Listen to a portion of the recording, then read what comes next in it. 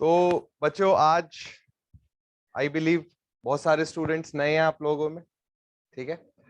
तो आज हम स्टार्ट करेंगे एक बहुत इम्पोर्टेंट टॉपिक, और टॉपिक के साथ साथ हम कुछ और चीजें भी डिस्कस करेंगे। सबसे पहले आज हमने पढ़ना है ओपन चैनल फ्लो।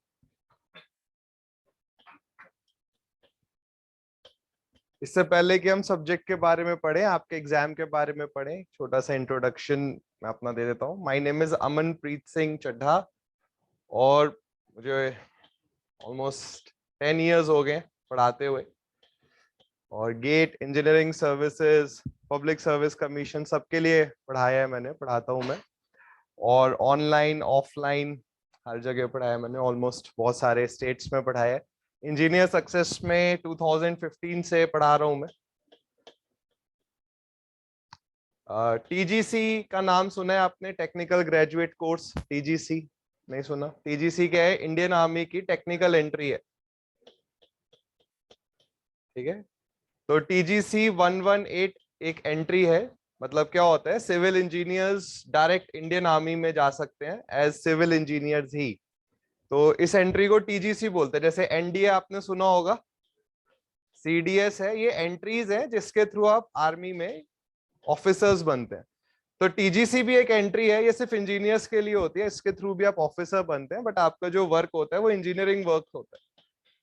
तो टीजीसी 118 ये 2013 में कंडक्ट हुई थी। तो इसमें मेरी रैंक फर्स्ट आई थी इंडिया में, बट मेडिकल आउट हो गया था मैं आई साइट की वजह से, ठीक है। बहुत मार्जिनल वीक थी आई साइट मेरी, -0.25 का डिफरेंस था बस।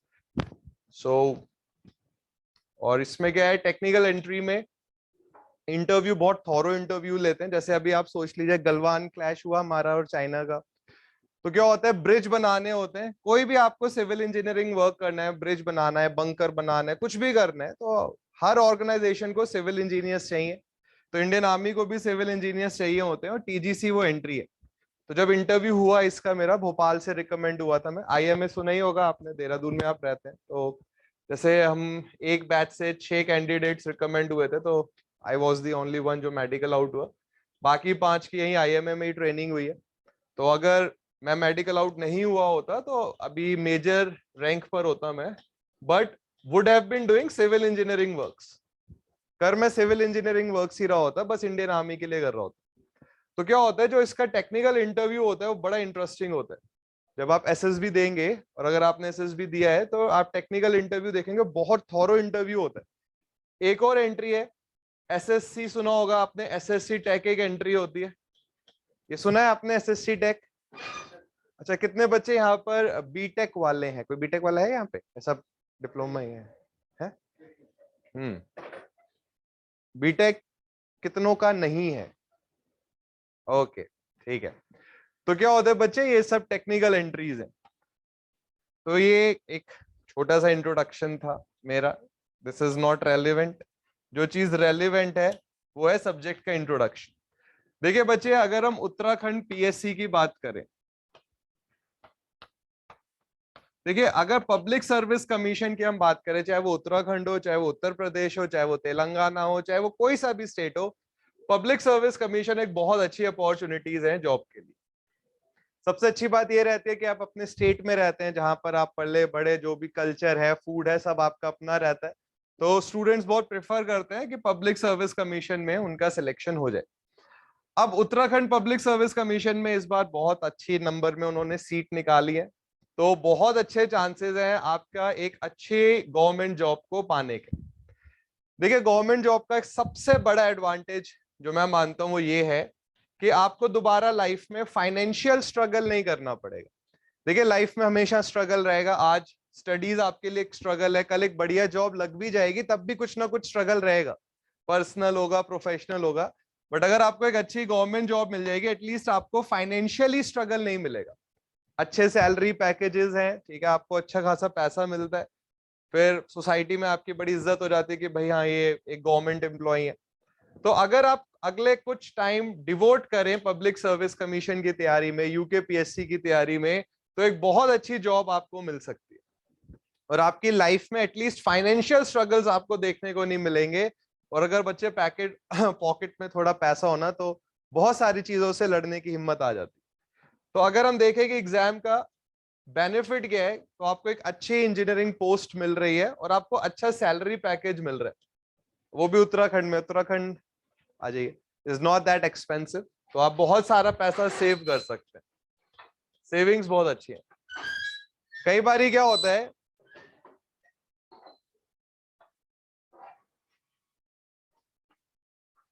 बैठ जाओ। हाँ कोई बात नहीं, कोई बात नहीं। देखिए एक टर्म होती है डेप्यूटेशन। जैसे मान लीजिए आप यूके पीएससी में सिलेक्ट हो गए, अब आपने कुछ टाइम, कुछ नहीं काफी टाइम आपने यहाँ पे बहुत अच्छा काम किया, तो आपको सेंट्रल सर्विसेज में भेजा जाता है डेप्यूटेशन पर। जैसे मान लीजिए आप पीडब्ल्यूडी मिला आपको, आपने वहां अच्छा काम करा, तो उसके बेसिस पर फिर आपको कुछ सालों के लिए सीपीडब्ल्यूडी भेज दिया जाएगा। इसको डेप्यूटेशन बोलते हैं कि सिलेक्शन तो आपका पब्लिक सर्विस कमीशन स्टेट ने करा, बट आपको यूपीएससी के लिए भेज दिया गया कुछ दिनों के लिए। कुछ दिन क्या, कुछ साल की बात होती है, और इसमें और आपको सैलरी इंप्रूवमेंट मिलता है। और ये सब स्टार्ट होगा एक इस एग्जाम को क्लियर करने से। अब देखिए किसी भी एग्जामिनेशन की तैयारी का ना, हर एग्जाम के अपना तैयारी करने का एक तरीका है। जैसे अगर हम पीएससी की बात करें, पीएससी में क्या होता है, बच्चे बहुत सारे क्वेश्चंस आते हैं और टाइम बहुत लिमिटेड होता है। अगर हम यूके पीएससी की बात करेंगे तो इसमें क्या होगा, क्वेश्चंस का लेवल बहुत मुश्किल नहीं होगा, बट नंबर ऑफ क्वेश्चंस बहुत सारे होंगे, तो आपको नंबर ऑफ क्वेश्चंस करने की बहुत प्रैक्टिस होनी चाहिए। यही अगर आप कोई और एग्जाम देखोगे, पब्लिक सर्विस कमीशन के एग्जाम हटा दीजिए, जैसे गेट का एग्जामिनेशन देखोगे आप, इंटरेस्टिंग काफी। तो अगर आप गेट एग्जामिनेशन की बात देखेंगे, गेट में क्या होता है, नंबर ऑफ क्वेश्चंस कम होते हैं। 3 आवर्स में सिर्फ 65 क्वेश्चंस करने हैं, बट इनका लेवल बहुत हाई होता है। और यही अगर आप पब्लिक सर्विस कमीशन की बात करेंगे, तो इसमें क्वेश्चंस का लेवल हाई नहीं होगा, बट टाइम आपको कम मिलेगा और नंबर ऑफ क्वेश्चंस बहुत ज्यादा होंगे। तो हर एग्जामिनेशन को प्रिपेयर करने की एक पर्टिकुलर स्ट्रेटेजी होती है। देखिए थ्योरी तो ऑलमोस्ट हर एग्जाम की सेम है, चाहे आप पब्लिक सर्विस कमीशन यूकेपीएससी की बात करिए, गेट की बात करिए, ईएससी की बात करिए, एसएससी जेई की बात करिए, almost the syllabus is same in all these examinations. The main difference is कि आप क्वेश्चंस किस लेवल पर प्रिपेयर करेंगे। आज मैं आपको ओपन चैनल फ्लो में कुछ इंटरेस्टिंग चीजें बताऊंगा, हम कुछ क्वेश्चंस करेंगे और हमारी मेन स्ट्रेटेजी होगी कि हमें ज्यादा से ज्यादा क्वेश्चंस करने, नंबर ऑफ क्वेश्चंस बहुत ज्यादा करने हमने। स्टूडेंट एक बहुत बड़ी गलती क्या करते हैं, वो थ्योरी बहुत ज्यादा पढ़ते हैं। जैसे मान लीजिए अभी आपने ओपन चैनल फ्लो लेट से यहां पढ़ा, फिर कहीं यूट्यूब के किसी और सेशन में, फिर किसी और नोट से, थ्योरी बहुत ज्यादा पढ़ेंगे, बट जो मेन चीज है क्वेश्चंस, उस पर फोकस नहीं करते। और हमने क्लास में यही करना है, डेली हमने क्वेश्चंस करने हैं बहुत सारे। डेली हम आपको असाइनमेंट देंगे, I will be sharing assignments, और आपने उन असाइनमेंट्स को सॉल्व करना है, तभी रैंक आएगी। इसमें कोई और इफ एंड बट है ही नहीं। आपने रैंक लानी है, आपने यूके पीएससी में सिलेक्शन लेना है, तो आपको क्वेश्चंस करने हैं, प्रीवियस ईयर क्वेश्चंस करने हैं आपने। देखिए यूके, उत्तराखंड और Uttar Pradesh, we are like brothers and cousins, हम कजिन लोग हैं, मैं उत्तर प्रदेश से हूं। तो आपने देखा होगा अभी यूपी पीएससी की भी सीटें आई हुई है, 23 को इसका एग्जाम है। वैसे भरा है किसी ने इसको? ओके, बट कोशिश करा करिए, हाँ होगा इसमें आई बिलीव। वैसे यूपी में तो भर सकते थे उत्तराखंड वाले, भरा नहीं किसी ने? अरे देखो, एलिजिबिलिटी अगर हो तो भर देना चाहिए। भले ही आप सिलेक्शन मत लीजिए, ठीक है, आप बोल दीजिए कि सर मैं उत्तर प्रदेश नहीं जाना चाहता हूँ, कोई दिक्कत नहीं है। बट आपको क्या होता है ना, आपकी प्रिपरेशन हो जाती है, आपको ये पता चल जाता है कि हाँ भाई मैं कितना प्रिपेयर्ड हूँ एक एग्जाम के लिए। लेट से आपने, किसी बच्चे ने एग्जाम दे रखा है, फॉर्म भरा हुआ है, तो 23 जनवरी को जब एग्जाम होगा ना, तो आपको ये पता चल जाएगा कि कितना टेक्निकल आपने,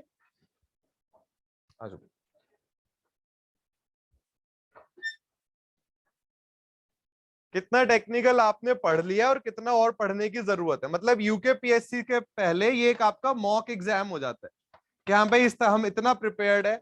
लेट से आपने सोम पढ़ रखा है, तो आपके दिमाग में आएगा कि अच्छा अभी मुझे सोम के और क्वेश्चंस करने की जरूरत है। तो आई वुड सजेस्ट कि पब्लिक सर्विस कमीशन आसपास के जो होते हैं, जैसे अभी एमपीपीएससी का फॉर्म आया था, छत्तीसगढ़ पीएससी का फॉर्म आया था, बिल्कुल आप सिलेक्शन मत लीजिए बट फॉर्म भर दीजिए, कोई बहुत ज्यादा कॉस्टली फॉर्म नहीं है, ठीक है। बट क्या होगा इन एग्जाम्स के थ्रू जब आप देने जाओगे ना, जो एग्जामिनेशन प्रेशर होता है, जब आप क्लासरूम में बैठते हैं उस टाइम पर एक अलग प्रेशर आता है। अभी मैं आपको एक क्वेश्चन दूंगा ना, हो सकता है वो आप आराम से कर ले, बट सेम क्वेश्चन जब एग्जाम में आता है तो बच्चे के ऊपर एक प्रेशर होता है कि भाई मैंने मेरा पूरा करियर इस चीज पर, इस क्वेश्चन पर है। हम अपने आप में बहुत सारी चीजें सोच लेते हैं, उस प्रेशर को हैंडल करना बहुत जरूरी है। तो अगर आप एक दो बारी एग्जामिनेशन हॉल में बैठ के एग्जाम देने की आपको आदत होगी, तो जो आपका सेंट्रल टारगेट है यूकेपीएससी, उसमें आपको फायदा मिलेगा। अब आप फर्स्ट टाइम यूकेपीएससी के लिए बैठ रहे होंगे ना, तो वो प्रेशर हो सकता है कि आप पर हावी हो जाए, तो उससे पहले एक दो एग्जाम जरूर दे दिए जाए। इंजीनियरिंग सर्विसेज प्री अगर आप भर सकते हैं, या यूपीपीएससी या कोई भी पीएससी का फॉर्म आता है आसपास, आई वोंट से कि आप बहुत दूर जाइए, उत्तर प्रदेश, राजस्थान, हरियाणा जो आसपास के आते हैं, और अगर एलिजिबिलिटी है तो फॉर्म भर दिया करिए, आप प्रिपरेशन आपकी चलती रहेगी। तो बच्चों ये अभी हमने थोड़ा सा देखा कि हाँ भाई हमारे एग्जाम के फायदे क्या है यूकेपीएससी के। अब अगर हम सब्जेक्ट की बात करें, ओपन चैनल फ्लो, देखिए बच्चे कुछ सब्जेक्ट्स ऐसे होते हैं जिनके जो क्वेश्चंस का लेवल है ना वो बहुत हाई जाता ही नहीं है।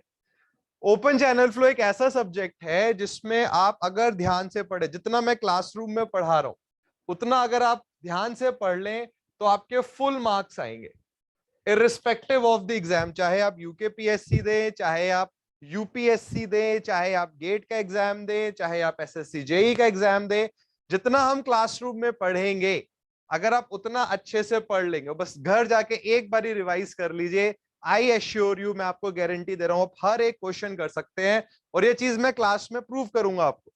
आज हमारी फर्स्ट क्लास है, आज हम थोड़ा सा इंट्रोडक्टरी पार्ट पढ़ेंगे, बट उसके बेसिस पर क्वेश्चंस हम सॉल्व करेंगे।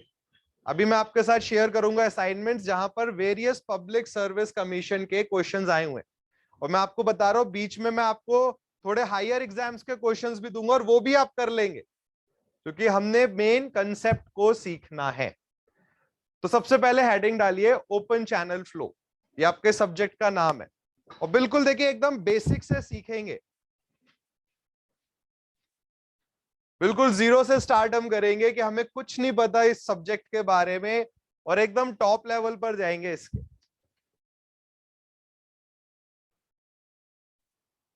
अब देखिए ओपन चैनल फ्लो समझने से पहले हमें एक वर्ड को समझना होगा जिसको बोलते हैं कंड्यूट, CONDUIT।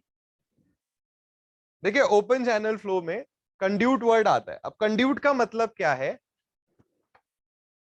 सॉरी, कंड्यूट एक पैसेज है, एक मीडियम है, एक माध्यम है जिसके थ्रू फ्लूइड, जिसमें हम वाटर की बात करें, एक प्लेस से दूसरे प्लेस तक ट्रेवल करता है। ठीक है, फिर से सुनिए, कंड्यूट का मतलब क्या होता है। कंड्यूट एक पैसेज है, एक रास्ता है, एक माध्यम है जिसके थ्रू कोई भी वाटर एक पॉइंट से दूसरे पॉइंट तक ट्रेवल करता है। बड़ा सिंपल सा एग्जांपल अगर मैं दूं आपके सामने, रिवर, नदी। बच्चे नदी क्या करती है, वाटर को एक पॉइंट से दूसरे पॉइंट तक ट्रांसफर करती है, ट्रांसपोर्ट करती है। एक और बहुत सिंपल एग्जांपल हो गया पाइप। आपका घर मान लीजिए थर्ड फ्लोर पर है, तो ग्राउंड फ्लोर से पानी थर्ड फ्लोर पर आता है, किसके थ्रू, पाइप के थ्रू। तो कोई भी ऐसा माध्यम जिसके थ्रू वाटर एक पॉइंट से दूसरे पॉइंट तक ट्रेवल करे उसको हम बोलेंगे कंड्यूट। अब इसी कंड्यूट में एक बड़ी इंपॉर्टेंट चीज आ जाएगी, ओपन चैनल। बट पहले हम कंड्यूट की डेफिनेशन लिखेंगे। ठीक है, हेडिंग डालिए कंड्यूट, CONDUIT। कंड्यूट में लिखिए it is the passage, passage मतलब रास्ता, इट इज द पैसेज, ऐसे स्लैश करके लिख लीजिए, मीडियम, माध्यम मतलब, it is the passage slash medium through which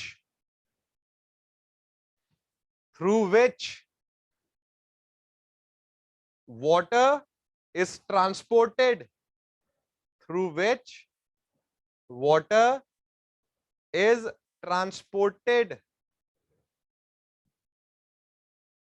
from one point to another. Water is transported through one point to another. देखिए, for example river, comma pipe. बच्चों कोई और एग्जाम्पल देना चाहेंगे? वेरी गुड, कॉमा लिख के लिखिए कैनाल। एक और बड़ा इंटरेस्टिंग एग्जाम्पल है जिसको आप बड़े गहरे तरीके से जिसकी पढ़ाई भी करते हैं, इट इज सीवर, है ना। इन्वायरमेंटल इंजीनियरिंग में आप सीवर्स के बारे में पढ़ते हैं। तो सीवर भी क्या कर रहा है, एक पॉइंट से दूसरे पॉइंट तक वाटर को ट्रांसपोर्ट करता है। तो ये 4 एग्जाम्पल्स आ गए कंड्यूट के। बट अभी तक हमें ये नहीं पता चला कि ओपन चैनल का मतलब क्या होता है। इसको समझने के लिए हमें ये समझना पड़ेगा कि जो कंड्यूट है ये 2 टाइप के होते हैं। एक होते हैं ओपन और एक होते हैं क्लोज्ड। ओपन कंड्यूट क्या होते हैं बच्चे, इसमें जो पानी है उसकी टॉप लेयर, वाटर की टॉप मोस्ट लेयर एयर के कांटेक्ट में होती है। जैसे नदी, जब नदी बहती है, आपने ऋषिकेश में देखा होगा, जो टॉप मोस्ट लेयर है वाटर की वो किसके कांटेक्ट में है, एयर के। तो ऐसे कंड्यूट को हम बोलते हैं ओपन कंड्यूट। तो अगर मैं आपसे बोलूं ओपन कंड्यूट का एग्जाम्पल बताइए, तो आप बोल सकते हैं रिवर, कैनाल्स। अब बच्चे क्लोज्ड कंड्यूट का मतलब क्या हो जाएगा, जहां पर top most layer of the water air के कांटेक्ट में ना हो, जिसका एग्जाम्पल हो गया पाइप। सीवर्स बोल सकते हैं। अब बच्चे देखिए, ये जो पाइप है इसके बारे में आप पढ़ते हो फ्लूइड मैकेनिक्स में। अगर आप फ्लूइड मैकेनिक्स सब्जेक्ट को देखेंगे, आपने जब इसको अपने कॉलेज में पढ़ा होगा, तो फ्लूइड मैकेनिक्स में आप पाइप्स के बारे में पढ़ते हो, है ना, कि पाइप में कैसे वाटर ट्रांसपोर्ट हो रहा है, लैमिनार कहां पर है, टर्बुलेंट कहां पर है। तो जो क्लोज्ड कंड्यूट है इसकी स्टडी हम फ्लूइड मैकेनिक्स में करेंगे, और ओपन कंड्यूट की स्टडी हम करेंगे इस सब्जेक्ट ओपन चैनल फ्लो में। ठीक है, लिखिए, एक हेडिंग डालिए, types of conduit. Types of conduit. तो लिखो, conduits are of 2 types. Conduits are of 2 types. First लिखिए ओपन कंड्यूट। फर्स्ट लिखिए ओपन कंड्यूट। अब देखिए बच्चे, का आपको मैं डेफिनेशन बता रहा हूं। ये डेफिनेशन अगर आपने बता दी एग्जाम में, इंटरव्यू में, तो मतलब फुल मार्क्स मिलेंगे आपको इंटरव्यू में।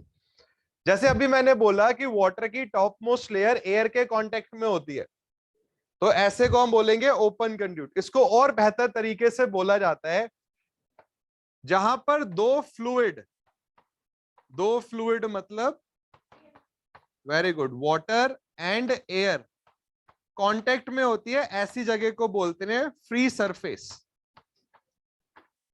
देखिए बच्चे, क्या होता है, हर क्वेश्चन के कुछ स्पेसिफिक वर्ड होते हैं, वो पता होने चाहिए हमको, तभी हमें फुल मार्क्स मिलते हैं आंसर के। तो हम ये बोलते हैं कि जो ओपन कंड्यूट होता है इसमें वाटर फ्री सरफेस के साथ फ्लो करता है। और फ्री सरफेस का मतलब होता है जहां पर दो फ्लूइड्स आपस में मिल रहे हैं। दो फ्लूइड कौन कौन से हैं, वाटर और एयर। तो बच्चे रिवर के बारे में सोचिए, ऋषिकेश में आप कई बार ही गए होंगे। ऋषिकेश में क्या होता है, वाटर की टॉप मोस्ट लेयर और एयर क्या है, कांटेक्ट में। तो जहां पर वाटर और एयर कांटेक्ट में आते हैं, ऐसी जगह को बोला जाता है टेक्निकली फ्री सरफेस। तो ओपन कंड्यूट में क्या होता है, वाटर फ्री सरफेस के साथ फ्लो करता है, मतलब वाटर और एयर कांटेक्ट में होते हैं, जबकि क्लोज्ड कंड्यूट में हम बोलते हैं कि फ्री सरफेस नहीं होता है। देखिए आपने अगर ये आंसर्स दे दिए, ये आंसर बोल दिए, तो आपको फुल मार्क्स मिलेंगे। जैसे क्या होता है, अगर मैं आपसे पूछूं आप कहाँ रहते हैं और आप बोलो उत्तराखंड, तो आपने गलत आंसर तो नहीं दिया, आप उत्तराखंड में रहते हैं, बट क्या आपका आंसर प्रिसाइज है? नहीं है। आप उत्तराखंड में भाई देहरादून में रहते हैं, देहरादून में भी एक पर्टिकुलर लोकेलिटी में रहते हैं। तो ये आंसर बोलना कि वाटर एयर कांटेक्ट में है, ये गलत नहीं है। बट इससे भी बेहतर आंसर क्या है कि वाटर फ्री सरफेस के साथ फ्लो करेगा ओपन कंड्यूट में, और क्लोज कंड्यूट में ये फ्री सरफेस के साथ फ्लो नहीं करेगा। ये सब हम लिखेंगे। फ्री सरफेस का मतलब होता है वाटर और एयर का आपस में कांटेक्ट में होना। बस वो टेक्निकल वर्ड हमने लिख दिया कि फ्री सरफेस है। ठीक है, लिखिए इसमें ओपन कंड्यूट में लिखो, इन सच conduits water flows with a free surface. In such conduits water flows with a free surface. अब फुल स्टॉप करके नेक्स्ट लाइन से एक नोट डालिए, फ्री सरफेस का मतलब लिख लेते, नोट में लिख लेते हैं। लिखो, फ्री सरफेस इंप्लाइज, ये फ्री सरफेस का मतलब क्या है, नोट में लिखिए, free surface implies that water and air, free surface implies that water and air are in contact,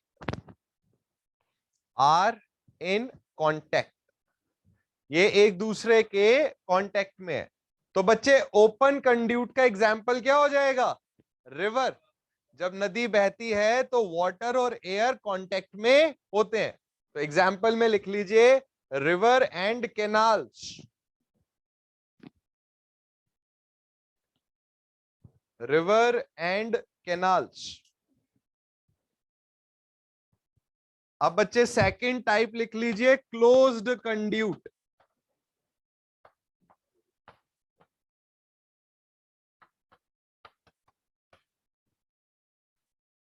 तो बच्चे हम लिखेंगे क्लोज्ड कंड्यूट में वाटर फ्री सरफेस के साथ फ्लो नहीं करता है, मतलब एयर और वाटर कांटेक्ट में नहीं होते। लिखो, इन सच conduit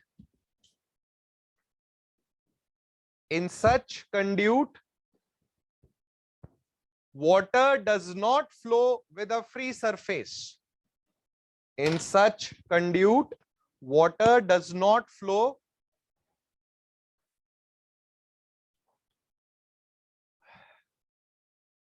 with a free surface, full stop.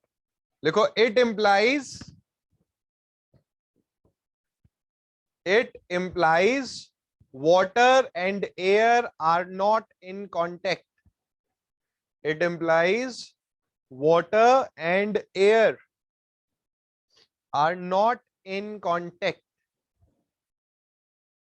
बच्चों एग्जाम्पल में लिख लीजिए, pipe.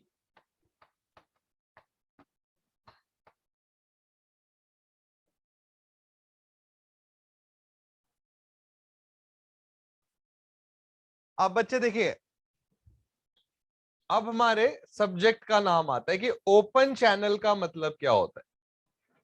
What is the meaning of open channel? देखिए, ओपन चैनल उस कंड्यूट को बोलेंगे जिसमें दो कंडीशंस एक साथ फॉलो हो।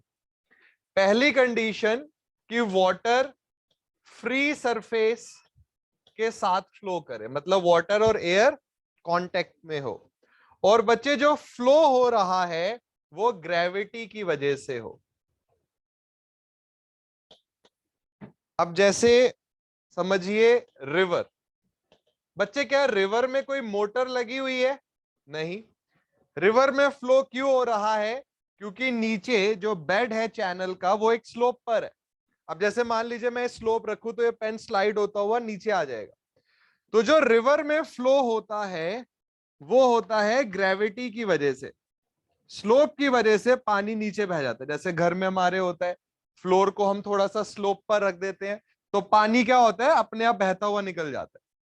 तो ओपन चैनल क्या होते हैं? ओपन चैनल ऐसे कंड्यूट हैं जिनमें दो कंडीशन फुलफिल हो। एक तो ये फ्री सरफेस दिखाए, मतलब वाटर और एयर कांटेक्ट में हो, और दूसरा जो फ्लो हो वो ग्रेविटी की वजह से हो। कोई मोटर नहीं, कुछ नहीं, अपने आप फ्लो होना चाहिए। अब सोचिए पाइप के बारे में। बच्चे, आप थर्ड फ्लोर पर रहते हो और आपको ग्राउंड फ्लोर से पानी खींचना है, तो क्या पानी अपने आप ऊपर आ जाएगा? नहीं आएगा।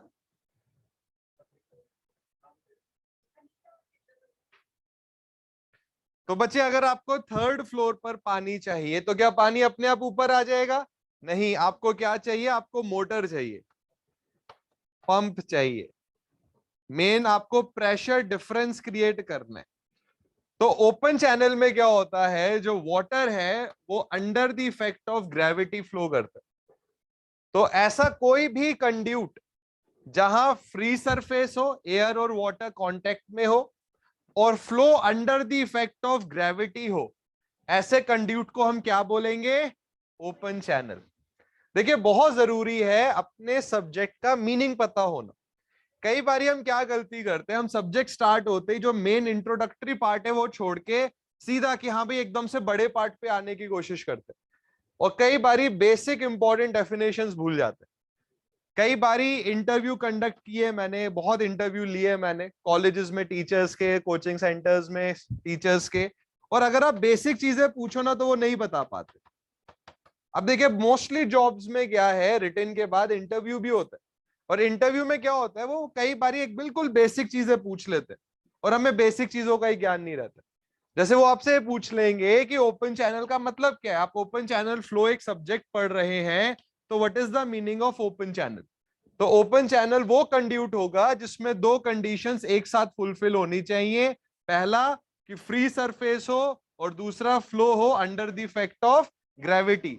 तो रिवर और कैनाल, ये दोनों ओपन चैनल हो गए, और ओपन चैनल में जो फ्लो होता है उसको बोलेंगे ओपन चैनल फ्लो। ये बात समझ आई बच्चों? लिखिए इसको, लिखो, a conduit is said to be, a conduit is said to be an open channel. A conduit is said to be an open channel if it follows. A conduit is said to be an open channel if it follows two conditions. TWO, if it follows two conditions. First लिखिए, water flows with a free surface. First condition लिखिए, water flows with a free surface. और second लिखिए, देखिए बच्चे, एक term आप पढ़ेंगे driving force. Driving force का मतलब होता है जिस फोर्स की वजह से मूवमेंट हो रहा है। तो कौन सी फोर्स की वजह से मूवमेंट हो रहा है? ग्रेविटी की वजह से। लिखिए, the driving force is gravity. The driving force is, हाँ सेकंड पॉइंट है, the driving force is gravity. अब बच्चे, जो सीवर्स होते हैं उनमें क्या होता है, ग्रेविटी की वजह से फ्लो होता है, तो इसीलिए सीवर्स को ओपन चैनल में रख दिया जाता है।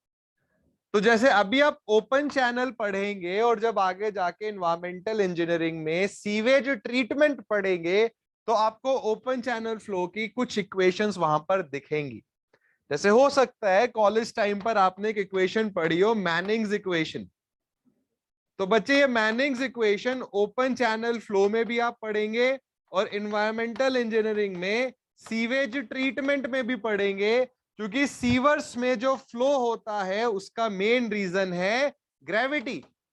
सीवर्स को भी एक स्लोप पर रखा जाता है ताकि जो भी सीवरेज है वो उसमें आए और ग्रेविटी के थ्रू वहां से पास आउट हो जाए।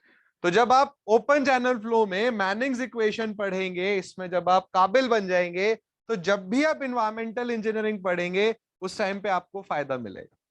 और ये बात याद रखिए, एक सब्जेक्ट को जितने ध्यान से आप पढ़ोगे आपको बाकी सब्जेक्ट्स में भी बहुत फायदा मिलेगा। कोई भी सब्जेक्ट ऐसा नहीं है जो इंडिपेंडेंट हो कि बस ये सब्जेक्ट पढ़ लिया इधर ही फायदा मिलेगा, ऐसा नहीं है। एक सब्जेक्ट को जब आप पढ़ोगे आपको उसके दूसरे सब्जेक्ट्स में भी फायदा मिलता है। तो जितने ध्यान से आप अगर ओपन चैनल फ्लो पढ़ोगे, फ्लूइड मैकेनिक्स के कुछ कंसेप्ट्स आपके लिए आसान हो जाएंगे, इरिगेशन इंजीनियरिंग के कुछ कंसेप्ट्स आपके लिए आसान हो जाएंगे, और fluid mechanics and this environmental engineering के कुछ कंसेप्ट्स आपके लिए आसान हो जाएंगे। ठीक है, लिखिए, एक सेकंड बेटा,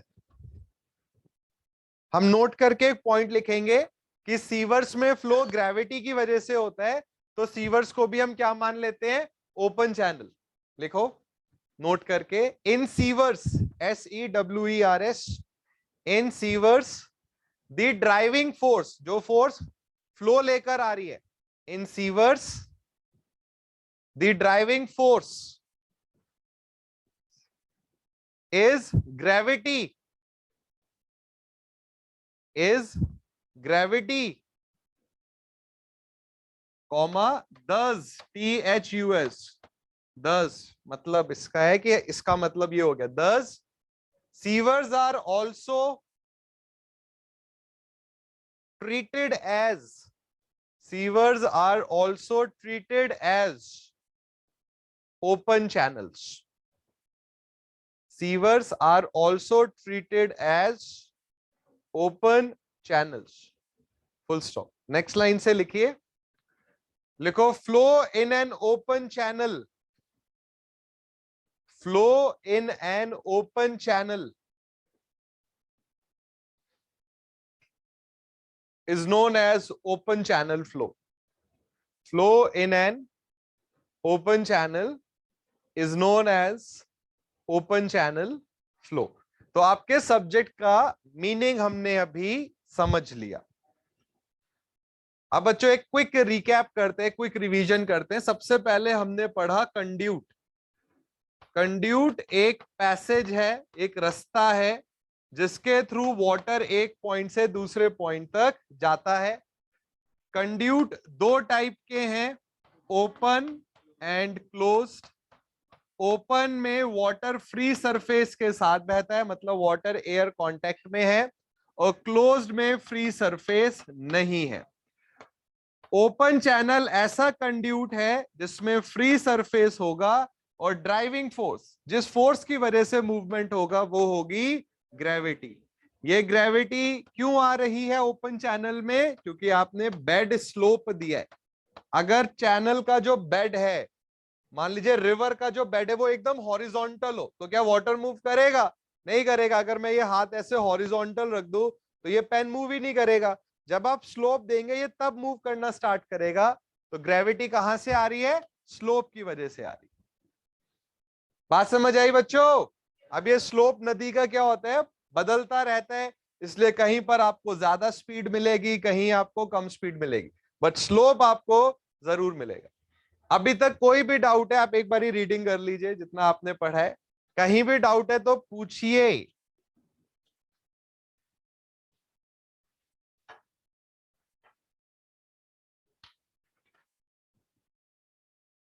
कोई डाउट? हम्म हम्म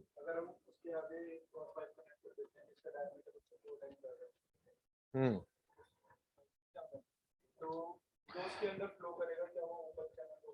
अच्छा, मुझे बताओ, आप वाटर को पाइप में क्यों फ्लो करा रहे हो? रीजन क्या है? जैसे पाइप फ्लो आप करा रहे हो, ठीक है, सबसे पहले आपको ये समझना होगा कि पाइप कहाँ दिए जाते हैं। ठीक है, जैसे मान लीजिए आपने बोला कि सर हम एक पाइप रखें, ठीक है, उसमें वाटर फ्लो करा दें, कोई मोटर नहीं, पंप नहीं लगा रहे, आप यही कहना चाह रहे हो। तो बच्चे सबसे पहले तो ये इकोनॉमिकल चीज नहीं रही, क्यों इकोनॉमिकल नहीं रहा? देखिए, पाइप को यूज करने का एक बहुत बड़ा रीजन होता है कि जब वाटर प्योरीफाई होकर आए तो वो खराब ना हो। क्या आपने कभी ये सोचा कि सीवर्स को पाइप के थ्रू क्यों नहीं भेज दिया जाता? जैसे जो सीवरेज है, जो वेस्ट है, उसको भी पाइप के थ्रू भेज दो। नहीं, क्योंकि सीवरेज तो वैसे ही खराब है, गंदा है वो, उसमें अगर एयर के डस्ट पार्टिकल्स आ भी गए तो क्या फर्क पड़ता है? बट जो वाटर है, जो प्योरिफाइड वाटर है, उसको पाइप में हमें रखना होता है ताकि वो ट्रीटेड रहे, उसमें कोई कमी पेशी ना आए। ट्रीटमेंट वाटर है, ट्रीटेड वाटर है। अगर ये एयर के कांटेक्ट में आ गया, डस्ट पार्टिकल्स आ गए, तो सारी चीज खराब हो गई। तो सबसे पहले जो आपका क्वेश्चन है ना कि सर हम उसमें करें, हम जो वाटर है उसको अगर हम पाइप में लेके जा रहे हैं, आपको पर्पस पता होना चाहिए कि आपका पर्पस क्या है। क्योंकि अगर आप पंप यूज करते हैं बच्चे, तो ये कॉस्टली अफेयर है, ठीक है? तो जब हम ये बोलेंगे कि अगर आपने एक पाइप दिया है और उसमें आपने ग्रेविटी के अंडर मूवमेंट करा रहे हैं, तो वो हो गया ओपन चैनल। बट बात ये है ना कि हम पाइप में फिर पानी लेके क्यों जा रहे हैं अगर उसको हमने ट्रीट नहीं कराना? अब आपने एक ट्रीटेड वाटर दिया है, तो बच्चे थर्ड फ्लोर वाले इसको कैसे यूज करेंगे, फोर्थ फ्लोर वाले कैसे यूज करेंगे इस वाटर को? तो जब आप पाइप यूज करते हैं तो आप हमेशा यहां पर पंप लगाएंगे।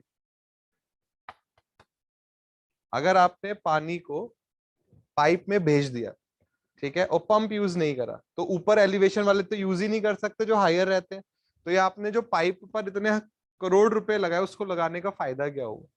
तो पाइप का फ्लो हमेशा पंप के थ्रू ही कराया जाता है, इसलिए पाइप फ्लो हमेशा अंडर अ प्रेशर डिफरेंस होगा और कभी भी ओपन चैनल फ्लो की कैटेगरी में नहीं आएगा।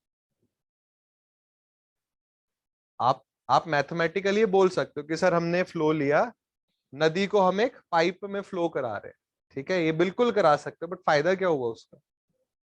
पानी जो है नदी का, वो ट्रीटेड वाटर नहीं है। क्वेश्चन समझ आया? मतलब आंसर समझ पा रहे हो? बेटा वही होता है।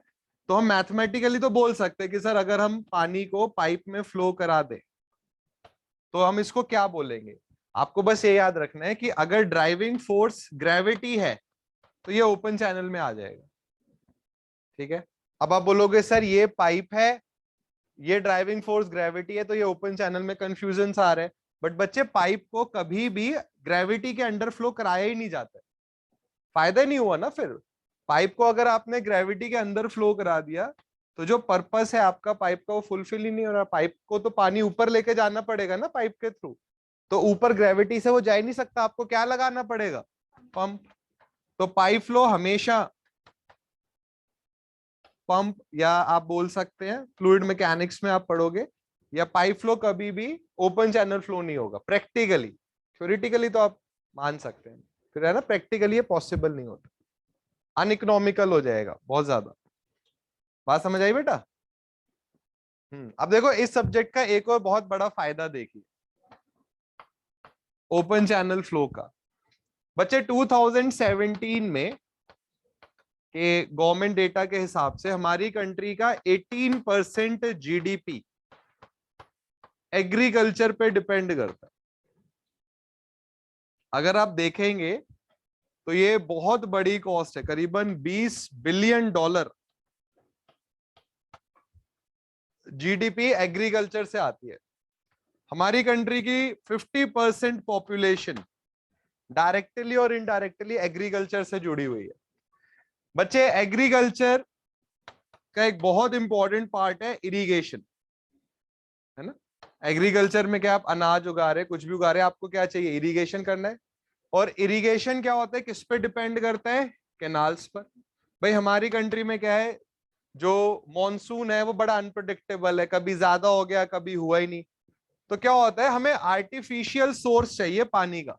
अब एक किसान है, वो सिर्फ मॉनसून के भरोसे तो नहीं बैठे रह सकते, तो हमें कैनाल सिस्टम बनाना पड़ता है कि किसानों को सिर्फ मॉनसून पे डिपेंड ना रहना पड़े। और ये कैनाल्स का सारी फंक्शनिंग, ठीक है, कैनाल्स कैसे बनानी है, कैसे बनाई जाती है, सब आप ओपन चैनल फ्लो में पढ़ते हो। तो मतलब इस सब्जेक्ट का, अपार्ट फ्रॉम कि आपको एग्जाम में कुछ मार्क्स का ये आएगा, उसके अलावा इसका हमारी कंट्री के डेवलपमेंट में एक बहुत इंपॉर्टेंट रोल। तो अगर आप ओपन चैनल फ्लो को सीखते हो, तो आप कैनाल सिस्टम को सीखोगे कि कैनाल्स कैसे बेहतर बनाई जा सकती हैं, जो इरिगेशन को सुधारेंगी, जो एग्रीकल्चर को सुधारेंगी, जो कंट्री की जीडीपी को सुधारेंगी, जो ओवरऑल कंट्री के हर इंसान की प्रोग्रेस में काम आए। जब आप बिल्कुल माइन्यूट लेवल पे जाके पढ़ाई करेंगे तो आपको सब्जेक्ट को पढ़ने में मजा आएगा। एक क्या होता है कि हाँ भाई ओपन चैनल फ्लो है, हेडिंग लिखो और पढ़ाना शुरू। एक होता है कि हम डिस्कशन करें। आप आगे जाके आप इंजीनियरिंग जॉब्स आपको मिलेंगी तो बहुत इंपॉर्टेंट पार्ट है कि डिस्कशन होना चाहिए क्लास में, कि अगर आप कुछ पढ़ रहे हो तो उसको पढ़ने का रीजन क्या है। जब तक ये सोच आपके अंदर नहीं आएगी ना, जो एकदम होता है ना बेस्ट रैंकर, वो नहीं आप बन पाओगे। अगर आप देखेंगे तो कुछ साल पहले हमारी सेंटर से आई गेस मंजू नेगी नाम था, उनकी फर्स्ट रैंक आई यूकेपीएससी में। तो अगर आप उनसे भी बात करेंगे तो वो यही कंक्लूजन निकल के आएगा कि 3 चीजें आपको पढ़नी होती है एग्जाम में अच्छी रैंक लाने के लिए। एक आपको पढ़नी होती है थ्योरी, एक आपको समझना होता है कंसेप्ट। थ्योरी का मतलब आपने ये ओपन चैनल फ्लो की डेफिनेशन पढ़ी, और कंसेप्ट का मतलब कि हाँ भाई ग्रेविटी जो है वो ड्राइविंग फोर्स है। और लास्ट में आता है न्यूमेरिकल्स, जिसको आप क्वेश्चंस बोल सकते हैं। ये बच्चे जब तीनों चीजें मिल जाएंगी तब आपकी एक बेहतरीन रैंक आएगी। और मैं फिर से आपको बोलूंगा कि अगर आप पब्लिक सर्विस कमीशन की तैयारी कर रहे हैं तो आपको एक लेवल ऊपर के क्वेश्चंस करने चाहिए। जैसे मान लीजिए आपको बोला जाए कि आपको 5 किलोमीटर मैराथन रन करना है, तो क्या आप प्रैक्टिस बिल्कुल 5 किलोमीटर की ही करोगे? नहीं, थोड़ी ज्यादा की करोगे कि 5 किलोमीटर आप इजीली रन कर लो, आप 7 किलोमीटर की प्रैक्टिस करोगे। तो वही सेम चीज बच्चे यहां पर है कि पब्लिक सर्विस कमीशन की अगर आपने तैयारी करनी है तो हम जो न्यूमेरिकल्स करेंगे उसका लेवल थोड़ा सा ऊपर रखेंगे, कि जब हम पब्लिक सर्विस कमीशन के क्वेश्चंस आएंगे एग्जाम में तो हम उनको आराम से कर लें। तो बच्चों अभी तक की थ्योरी में कोई भी डाउट किसी को? अब देखिए, एक हेडिंग डालिए, types of open channel.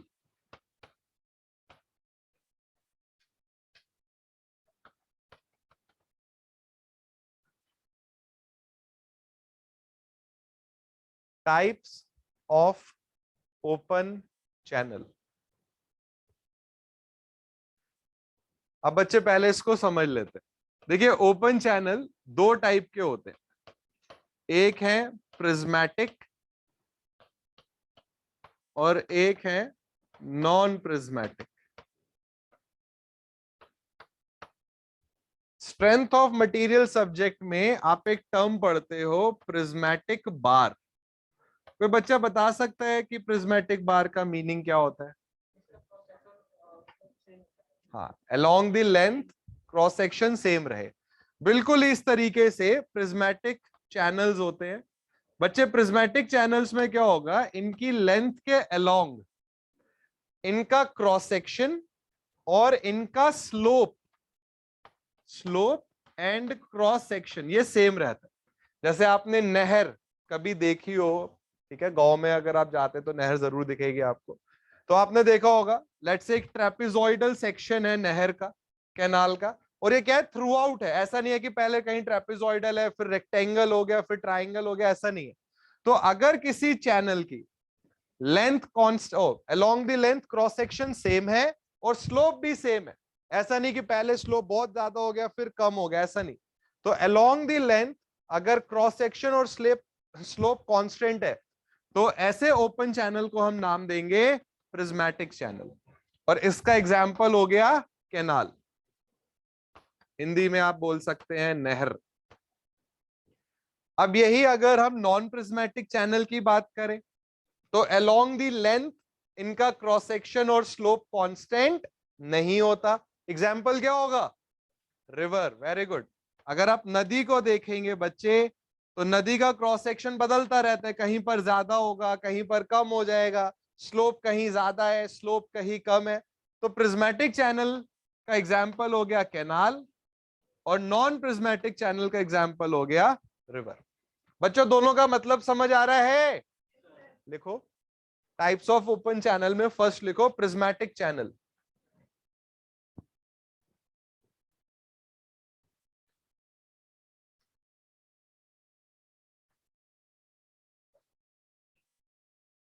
Prismatic channel में लिखिए in such channels in such channels the cross sectional area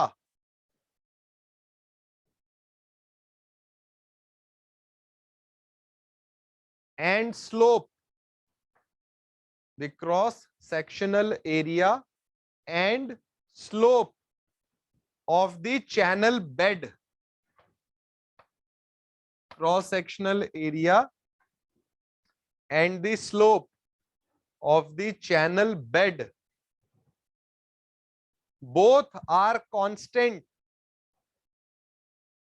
slope of the channel bed both are constant along the length of the channel, both are constant along the length of the channel, full stop. देखो example is canal,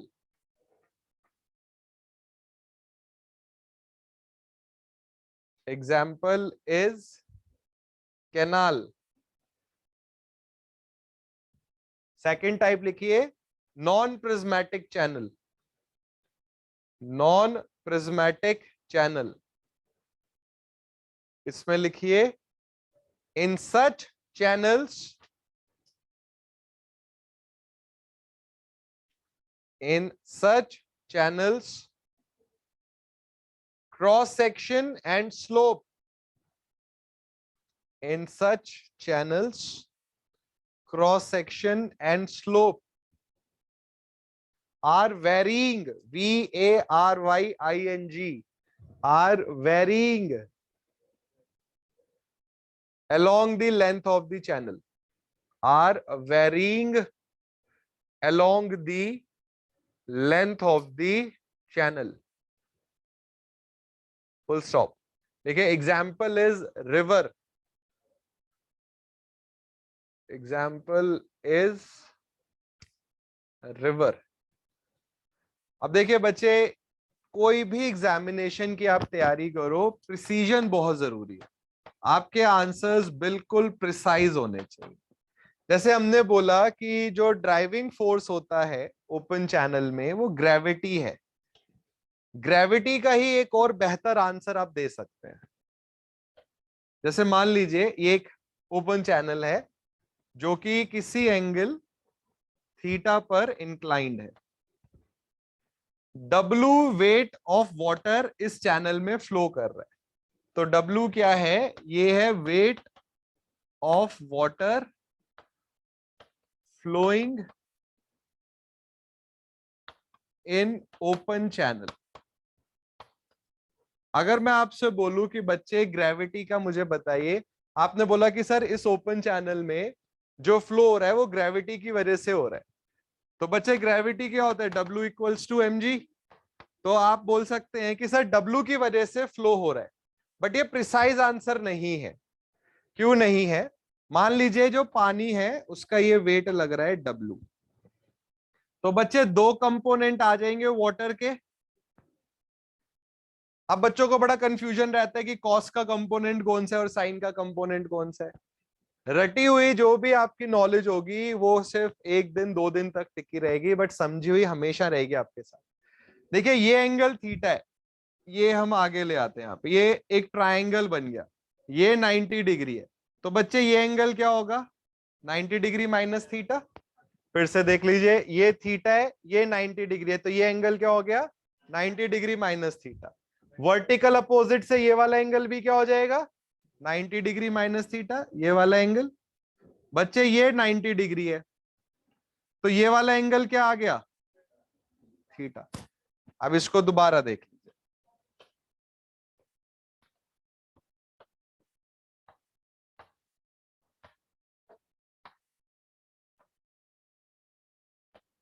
एक बहुत interesting चीज आप अभी सीख रहे हैं। ये थीटा है, ये 90 डिग्री है, तो ये हो गया 90 डिग्री माइनस थीटा। ट्राइंगल के तीनों एंगल्स का सम 180 डिग्री होता है। ये 90 डिग्री माइनस थीटा है, तो ये भी 90 डिग्री माइनस थीटा होगा। ये 90 डिग्री है, तो बच्चे ये एंगल कितना आ गया, थीटा। अब थीटा के साथ वाला कंपोनेंट क्या होता है, कॉस। और ये वाला क्या हो जाएगा, साइन थीटा। तो बच्चे ग्रेविटी मतलब W रिस्पॉन्सिबल नहीं है वाटर मूवमेंट के लिए, कौन रिस्पॉन्सिबल है, W साइन थीटा। अभी जब हम ओपन चैनल में RVF रैपिडली वेरिड फ्लो पढ़ेंगे या यूनिफॉर्म फ्लो पढ़ेंगे, आपको कभी भी ओपन चैनल फ्लो में W cos थीटा नहीं दिखेगा, आपको हमेशा ओपन चैनल फ्लो में दिखेगा W साइन थीटा। तो जो वाटर का फ्लो हो रहा है नदी में या कैनाल में, वो W ग्रेविटी की वजह से नहीं हो रहा है, वो हो रहा है ग्रेविटी W के कंपोनेंट की वजह से, जिसकी वैल्यू क्या है, W साइन थीटा। और ये बच्चे क्वेश्चंस पूछे जाते हैं एग्जाम्स में भी, और ये क्वेश्चंस पूछे जाते हैं इंटरव्यू में भी। थोड़ी सी एक बच्चों की ना ये धारणा गलत होती है, उन्हें लगता है कि पब्लिक सर्विस कमीशन है तो बस वो बहुत ही सिंपल चीजें पूछेंगे, ऐसा नहीं है। एक अच्छा लेवल मेंटेन्ड होता है। अगर आप यूकेपीएससी के पेपर देखेंगे 2012 और 13 के, तो अच्छे क्वेश्चंस भी आए हैं, सिंपल क्वेश्चंस भी आते हैं, बट अच्छे क्वेश्चंस भी आते हैं। और कुछ क्वेश्चन मान लीजिए ऐसे जरूर आएंगे जो आपको मेरिट में लेकर आएंगे। कुछ क्वेश्चन बहुत आसान है, वो आप भी कर रहे हैं, वो बाकी बच्चे भी कर रहे हैं, बट जो आप बाकी बच्चों से आगे निकलेंगे वो इन क्वेश्चंस के थ्रू निकलेंगे। वो यही क्वेश्चन आपसे पूछेंगे, ये ओडिशा पीएससी हरियाणा पीएससी का क्वेश्चन है। वो आप वहां क्वेश्चन ये था कि ग्रेविटी या ड्राइविंग फोर्स ओपन चैनल में क्या है, उन्होंने ऑप्शन दे दिया W sine theta, W cos theta या W tan theta. The answer is W sine theta. और बच्चे ये बात याद रखिए कि पब्लिक सर्विस कमीशन के क्वेश्चंस घूमते रहते हैं। मान लीजिए हरियाणा पीएससी में कोई क्वेश्चन आ गया, तो कुछ टाइम बाद वो राजस्थान में आएगा, तेलंगाना में आएगा, उत्तराखंड में आएगा। तो हमारा जो फोकस रहेगा क्वेश्चंस का, हम ऑलमोस्ट सब पब्लिक सर्विस कमीशन के क्वेश्चंस करेंगे। और ये बात मैं अगेन बोल रहा हूं आपको, रैंक सिर्फ क्वेश्चंस करने से आएगी। आप यहां पर टाइम डिवोट करेंगे, मनी डिवोट करेंगे, और वो सब यूजलेस है अगर आपने क्वेश्चंस नहीं करे। क्वेश्चंस में क्या होता है, कुछ क्वेश्चंस ऐसे होंगे बिल्कुल फॉर्मूला बेस्ड, आप उनको आराम से कर लेंगे, आपको कोई जरूरत नहीं है टीचर की। कुछ क्वेश्चंस बिल्कुल थ्योरी बेस्ड होंगे, उसमें भी आपको टीचर की कोई जरूरत नहीं है, बट ये वो क्वेश्चंस हैं जो हर बच्चा कर रहा है। कुछ क्वेश्चंस होंगे बिल्कुल कंसेप्ट बेस्ड, अब ये क्वेश्चन भी मैं आपको दिखाऊंगा कंसेप्ट बेस्ड। और कुछ क्वेश्चंस के क्या होंगे, न्यूमेरिकल्स का लेवल थोड़ा सा हाई होगा, यहां पर आपको टीचर की जरूरत पड़ती है।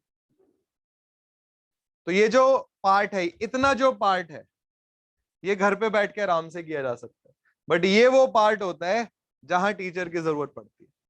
जैसे यहां पर ये जो W साइन थीटा वाला पार्ट है, यहां आपको टीचर असिस्टेंस की जरूरत होती है। नोट करके लिखिए, फिर ये फिगर भी बनाएंगे, पहले नोट करके लिखिए। लिखो W sine theta, W sine theta is the force, W sin theta is the force responsible, W sin theta is the force responsible for the movement of water in an open channel, is responsible for the movement of water in an open channel.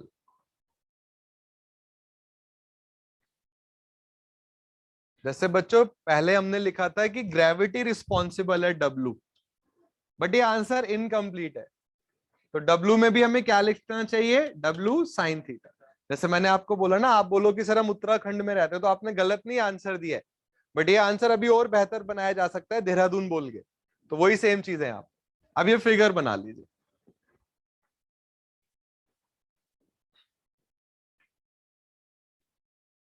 अब मैं आपसे एक question पूछूंगा, वो है वैसे किसी और सब्जेक्ट का है, बट पहले ही पार्ट में आ रहा था, जब आप सब्जेक्ट का पहला पेज पढ़ते हो ना बुक से, उसी में वो क्वेश्चन आ जाएगा।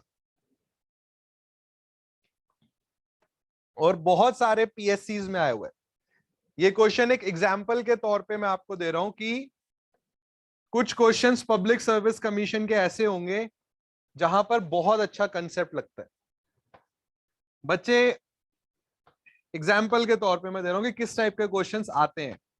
मान लीजिए एक बार है, सोम का क्वेश्चन है, बहुत सिंपल सा, एक बार है, इसका क्रॉस सेक्शनल एरिया ए है, इस पर पी लोड ग्रेजुअली लग रहा है, तो बच्चे स्ट्रेस कितना जनरेट हो जाएगा, पी बाई ए। ठीक है, अब मान लीजिए ये जो बार है इसका आधे पार्ट का यंग्स मॉडुलस E1 है और आधे पार्ट का यंग्स मॉडुलस E2 है, मतलब दो अलग अलग मटेरियल है। L/2 तक मटेरियल कोई अलग है और रिमेनिंग L/2 के लिए मटेरियल अलग है। अब स्ट्रेस का फॉर्मूला क्या होगा?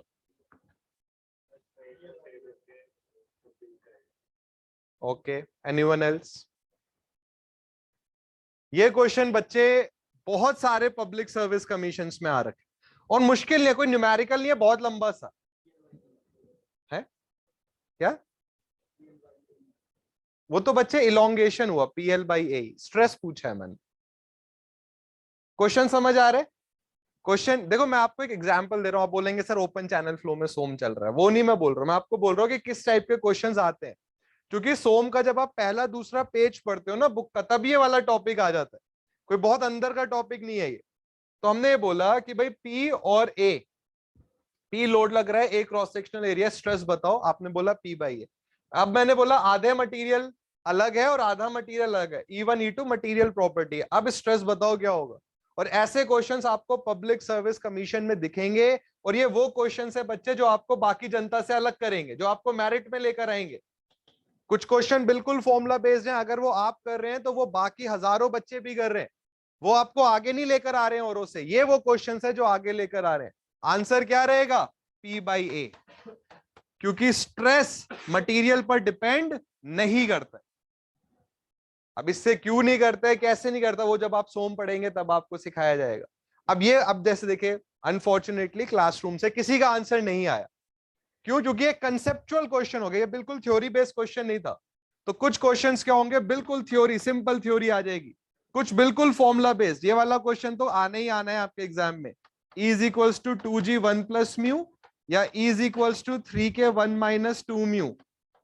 आपको EG कोई भी दो पैरामीटर गिवन करके थर्ड पैरामीटर पूछ लिया जाएगा, ये फॉर्मूला बेस्ड हो गया। ये भी आप कर लेंगे, आपको फॉर्मूला याद है, डेटा पुट करना है। बट ये क्वेश्चंस हो गए, कुछ बहुत इंटरेस्टिंग न्यूमेरिकल्स हो गए, वहां आपको टीचर असिस्टेंस की जरूरत होती है। वहां आपने बेसिक स्टडी आपकी अच्छी होनी चाहिए, बिल्कुल कंसेप्चुअल स्टडी होनी चाहिए। और ये बात बिल्कुल अभी अपने दिमाग से निकाल दीजिए कि पब्लिक सर्विस कमीशन है या कोई जेई का एग्जाम है तो बहुत आसान आएगा, हम आराम से कर लेंगे, ऐसा नहीं है। जेई के एग्जाम की सबसे बड़ी बात क्या होती है, आपको बहुत सारे क्वेश्चंस बहुत कम टाइम में करने हैं, तो आपकी स्पीड बहुत अच्छी होनी चाहिए, क्वेश्चन देखते ही आंसर आने चाहिए। और जैसे मैंने बताया, गेट के एग्जाम में क्या होगा, नंबर ऑफ क्वेश्चंस कम होंगे बट उनका कंसेप्ट बहुत स्ट्रांग होता है। और यहां पर क्या होगा, नंबर ऑफ क्वेश्चंस बहुत ज्यादा होंगे जिनमें कुछ कंसेप्चुअल होंगे जो आपको भीड़ से अलग करेंगे। तो ये जो W sin θ वाला क्वेश्चन था, ये भीड़ से आपको अलग करेगा। बात समझ आई बच्चों? तो अभी हमने पढ़ा ओपन चैनल फ्लो का टाइप, एक हमने पढ़ा प्रिज्मेटिक, एक हमने पढ़ा नॉन प्रिज्मेटिक। अब बच्चे ओपन चैनल फ्लो को एक और तरीके से भी आप कैटेगराइज कर सकते हो, ये होता है कि जो इसकी बाउंड्री है, ओपन चैनल की जो बाउंड्री है, ये मूविंग है या नहीं है। अगर ओपन चैनल की बाउंड्री, जैसे कैनाल है, आपके गांव में एक नहर बह रही है, कंक्रीट की लाइनिंग हो रही है, कंक्रीट से बनाई गई है, पानी बहता हुआ आया तो क्या कंक्रीट साथ में निकल जाता है? नहीं निकलता, मतलब बाउंड्री क्या है, फिक्स्ड है। ऐसे ओपन चैनल को बोलते हैं रिजिड बाउंड्री चैनल। रिजिड का मतलब है जो मूव नहीं कर रहा। अब मान लीजिए एक नदी है, क्या नदी में सही साइड में कंक्रीट लगा हुआ है?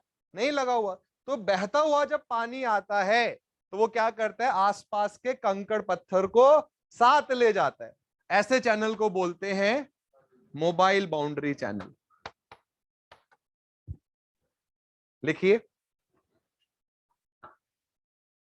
नेक्स्ट लाइन से लिखिए, लिखो open channels can also be categorised,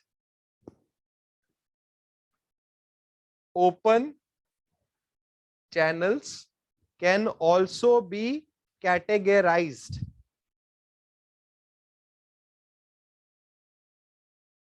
on the basis of, can also be categorized on the basis of movement of the boundary, can also be categorized on the movement of the boundary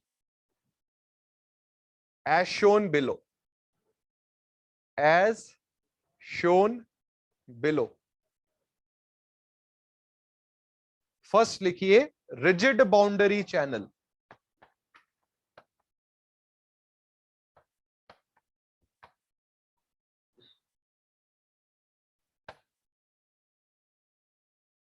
rigid boundary channel.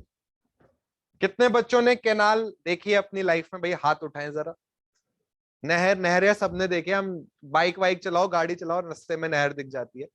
इसमें एक बड़ा अच्छा भी question आएगा, और ये UKPSC एई का question भी था, कि degree of freedom rigid boundary channel की कितनी होती है। ठीक है, इसको हम समझेंगे। और मैं फिर से बोल रहा हूं बच्चे, कुछ क्वेश्चंस ऐसे हैं जो बहुत सिंपल हैं। आप अभी एग्जाम अपना उठाएंगे, यूकेपीएससी कोई पुराना पेपर देखेंगे, आप बोलेंगे अरे ये क्वेश्चन मैं आराम से कर लूंगा। बट कुछ क्वेश्चंस ऐसे होते हैं जिनकी आपको पहले से प्रैक्टिस करनी पड़ती। अगर मान लीजिए इस वक्त एकदम से एग्जाम स्टार्ट हो जाए आपका यूकेपीएससी का, और क्वेश्चन आ जाए कि रिजिड बाउंड्री चैनल की डिग्री ऑफ फ्रीडम बताइए, कोई बच्चा बता सकता है कितनी है? 1 होती है। अब क्यों होती है, डिग्री ऑफ फ्रीडम क्या है, इस सब के लिए आपको जरूरत पड़ती है। तो यही ये जो बैच आपका बना, इसका पर्पस ही है आपको बाकी बच्चों से बेहतर बनाना। आप यहां पर आए हैं, इसका मेन रीजन ये है कि आपको ऐसी नॉलेज मिले जो इंपॉर्टेंट और आपके पास नहीं है। जो नॉलेज आपको ऑलरेडी आपके पास है, या जो नॉलेज आपको बुक से मिल सकती थी, उसी के लिए यहां पर आने का कोई मतलब नहीं बनता। फिर तो आप एक्स्ट्रा पैसा लगा रहे हैं, वेस्ट कर रहे हैं। आपको ऐसी नॉलेज मिलनी चाहिए यहां आके जो इंपॉर्टेंट है, जो एग्जाम में पूछी जाती है और आपको पता नहीं। अभी हम इसका मतलब समझेंगे कि इस क्वेश्चन का मतलब क्या है। सबसे पहले रिजिड बाउंड्री चैनल में क्या होता है, जब पानी मूव करता है ओपन चैनल में तो बाउंड्री मूव नहीं करती। जैसे मान लीजिए ये चैनल अगर हम बोले और पानी वहां से इधर आ रहा है, तो जो ये बाउंड्री है, ये वाली बाउंड्री, ये बाउंड्री, और ऐसे ये वाटर मूवमेंट के साथ इस पर कोई भी फर्क ना पड़े, तो ऐसे चैनल को हम बोलेंगे रिजिड बाउंड्री चैनल। लिखिए, लिखो, इन such channels, in such channels the boundary does not move. In such channels the boundary does not move during the flow. Boundary does not move during the flow, full stop. तो बच्चे, अगर आपने canal को concrete से lining कर दिया, lining of concrete एक term बोली जाती है। लाइनिंग का मतलब होता है कैनाल में आपने कंक्रीट बिछा दिया, कंक्रीट की लेयर बिछा दी। तो अगर एक ओपन चैनल में आपने लाइनिंग ऑफ कंक्रीट कर दी है तो बाउंड्री मूव नहीं करेगी, और ऐसे चैनल को हम बोलेंगे रिजिड बाउंड्री चैनल। लिखो, लिखो, lining of concrete,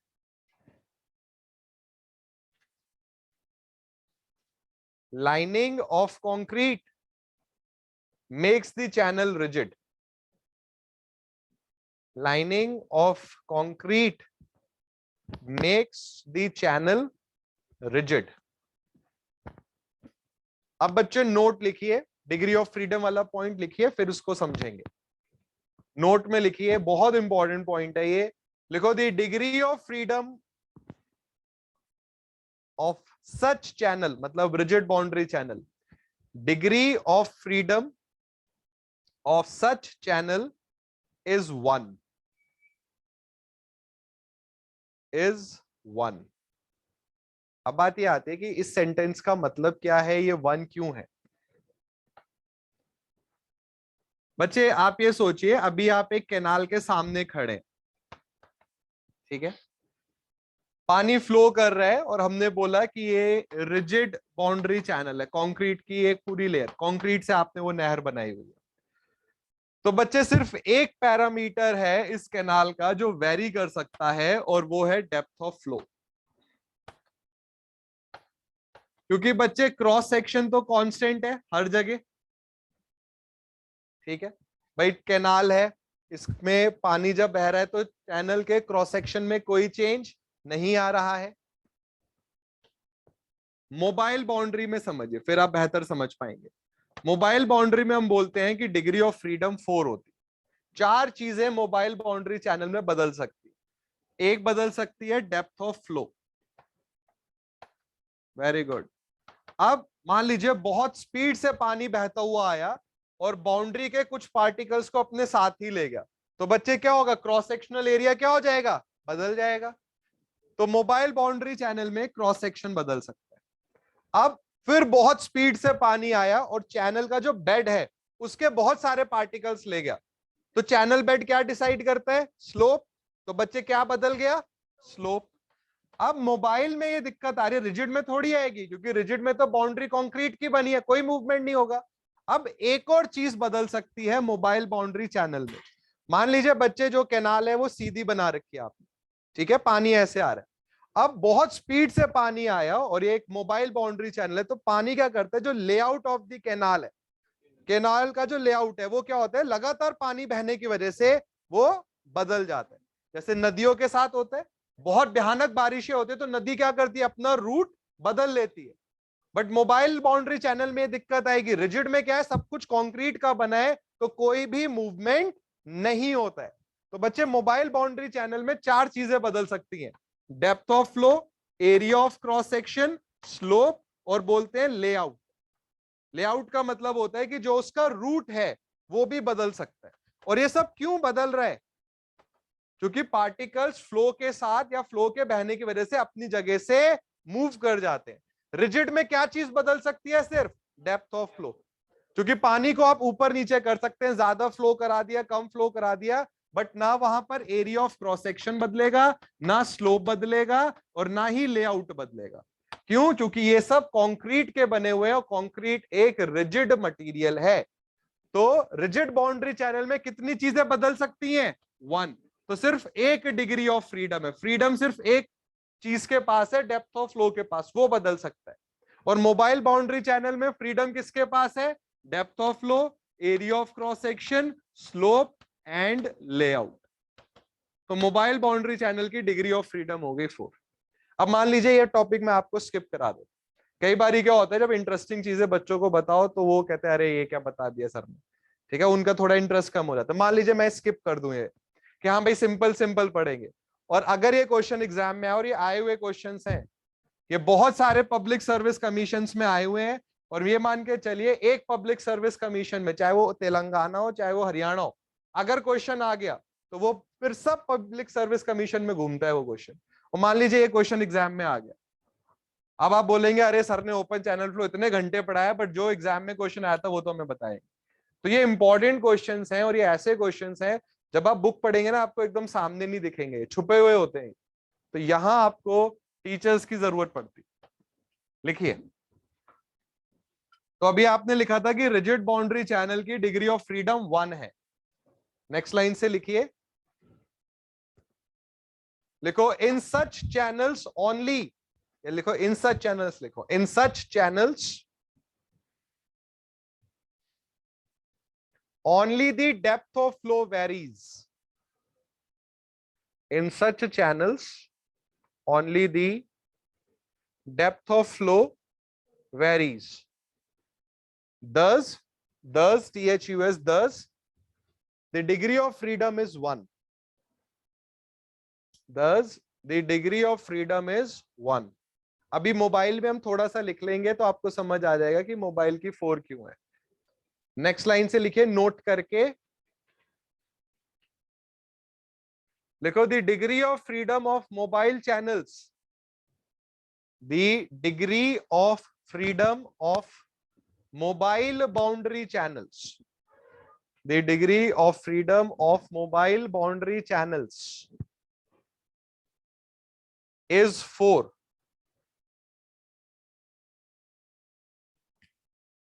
Is 4 because the degree of freedom of mobile boundary channels is 4 because in such channels because in such channels depth of flow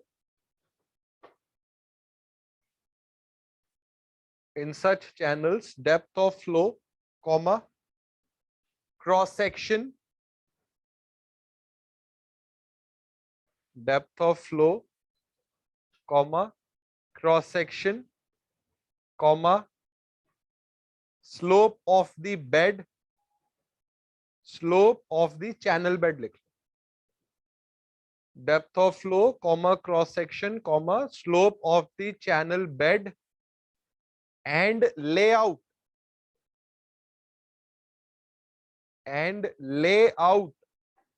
of the channel vary VAR1 full stop. अब बच्चे ये जो 2 point लिखवाए हैं degree of freedom के, इसको पढ़िए और डाउट है तो पूछ लीजिए। ये आपको बाकी जनता से बेहतर बनाएंगे। डिग्री ऑफ फ्रीडम का मतलब है क्या क्या चीजें बदल सकती हैं। तो रिजिड में सिर्फ डेप्थ ऑफ फ्लो बदलेगी और मोबाइल में 4 चीजें बदल सकती हैं। और ये क्वेश्चन अगर एग्जाम में आ गया तो यकीन मानिए 5% से ज्यादा बच्चे नहीं कर पाएंगे इसको। और ये आपको जो सीट निकली है ना उनमें लेकर जाएंगे ये क्वेश्चन।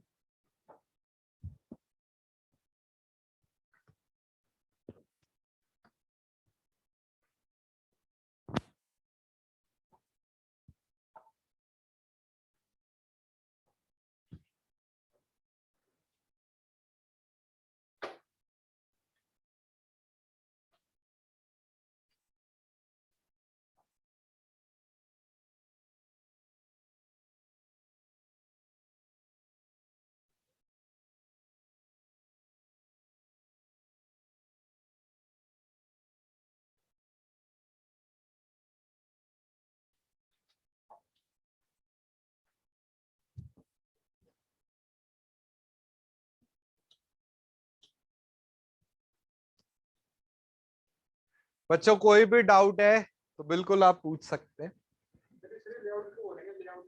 लेआउट का मतलब है वो रूट जिसपे कैनाल या कोई भी ओपन चैनल फ्लो कर रहा है। जैसे अगर हम प्लान देखें तो जैसे पानी ऐसे ये बहता हुआ जा रहा है इस तरीके से, ठीक है, तो ये लेआउट है, पानी इस तरीके से जा रहा है बहता।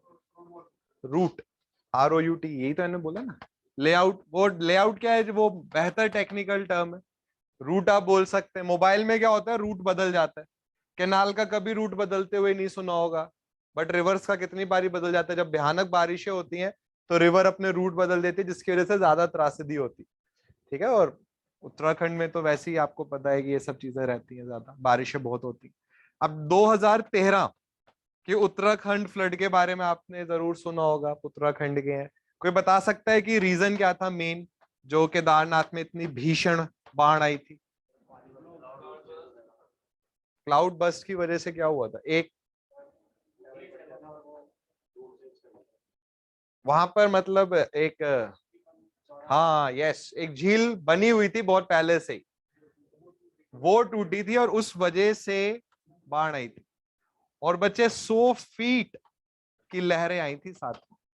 देखिए क्या है कि आप उत्तराखंड से हैं और सिविल इंजीनियरिंग का ये एक बहुत इंपॉर्टेंट केस स्टडी है उत्तराखंड फ्लड्स, तो इसके बारे में आपको जरूर पढ़ना चाहिए। डिस्कवरी चैनल पर एक बहुत अच्छी डॉक्यूमेंट्री भी दे रखी है इस पे, और जो टर्म्स यूज होंगी वो एक सिविल इंजीनियर बहुत आराम से समझ सकता है।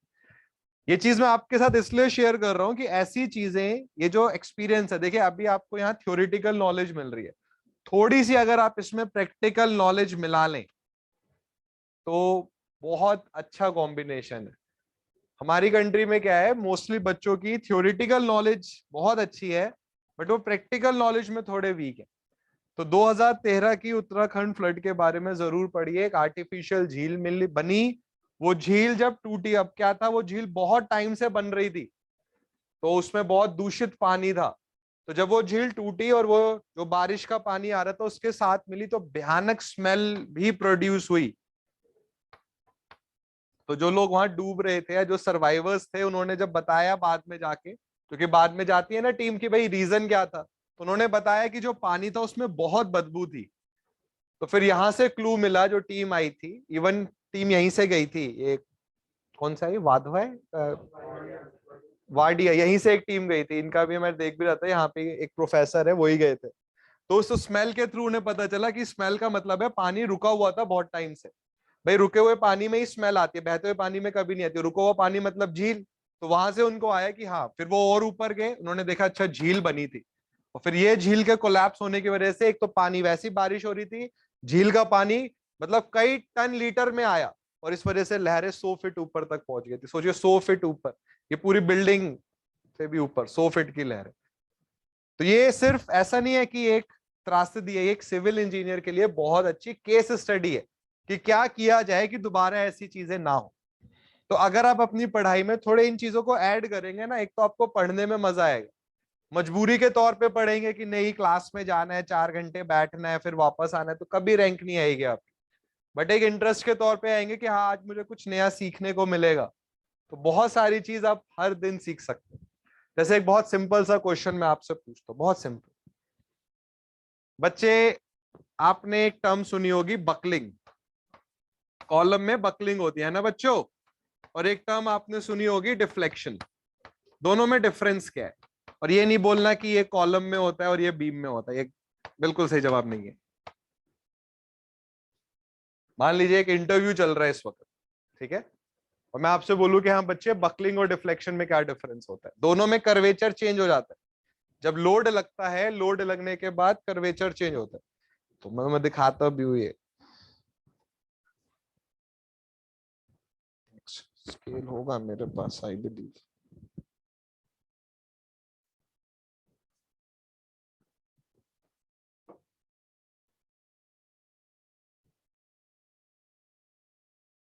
कोई चीज ढूंढो ना, तब नहीं मिलेगी। चलो तुम लोग इतनी देर सोचो, बकलिंग और डिफ्लेक्शन में क्या डिफरेंस है? अब ये तो आप बोल ही नहीं सकते कि सब पहली बार ही सुन रहे हैं, बताओ।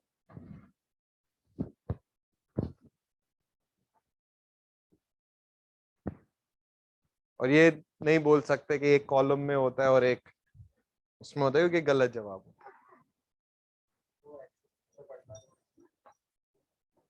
हम्म। हाँ, तो वो तो आपने वो कॉलम की वो डेफिनेशन बता दी ना। जैसे मान लो ये कॉलम है, ये डिफ्लेक्शन ओ बकलिंग है, और इसको आप डिफ्लेक्शन बोल रहे हो। दोनों में क्या हो रहा है? कर्वेचर बदल रहा है। तो डिफरेंस क्या है? एक्सियल और ट्रांसवर्स वाला भी आपने एक तरीके से क्या करा, बीम और कॉलम की डेफिनेशन बता दी। कॉलम क्या होता है? एक्सियल लोड में होता है, और बीम ट्रांसवर्स लोड में होती है। अगेन ये मैं आपको बस ये बता रहा हूं कि आपको किस लेवल पर पढ़ाई करनी चाहिए, और हमें किस लेवल पर अभी जाना पड़ेगा।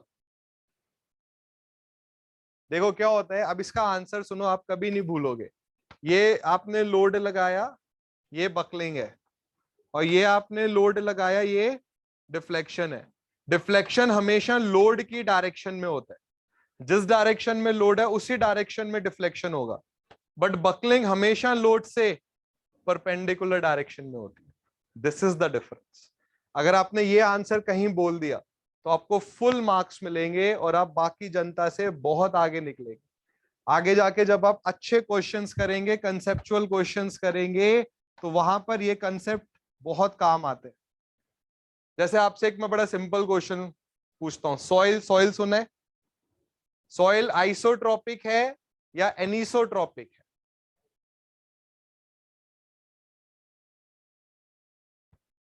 बिल्कुल पिन ड्रॉप साइलेंस, धड़कनों की आवाजें आ जाएंगी थोड़ी देर में। देखो बच्चे, क्या है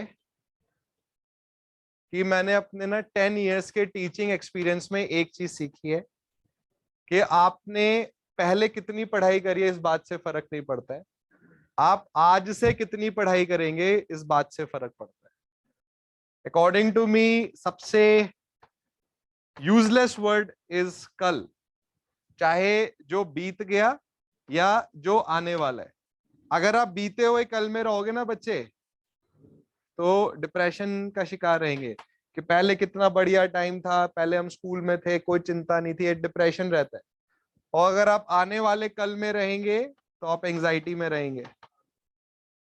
एंजाइटी कि अब मेरा एग्जाम की तैयारी नहीं है, कैसे होगी, क्या होगा, अगर सिलेक्शन नहीं हुआ तो क्या होगा, फिर मेरे पास क्या क्या ऑप्शंस बचेंगे। तो ये दोनों ही जो कल हैं, ये आपको किसी भी तरीके का फायदा नहीं देंगे।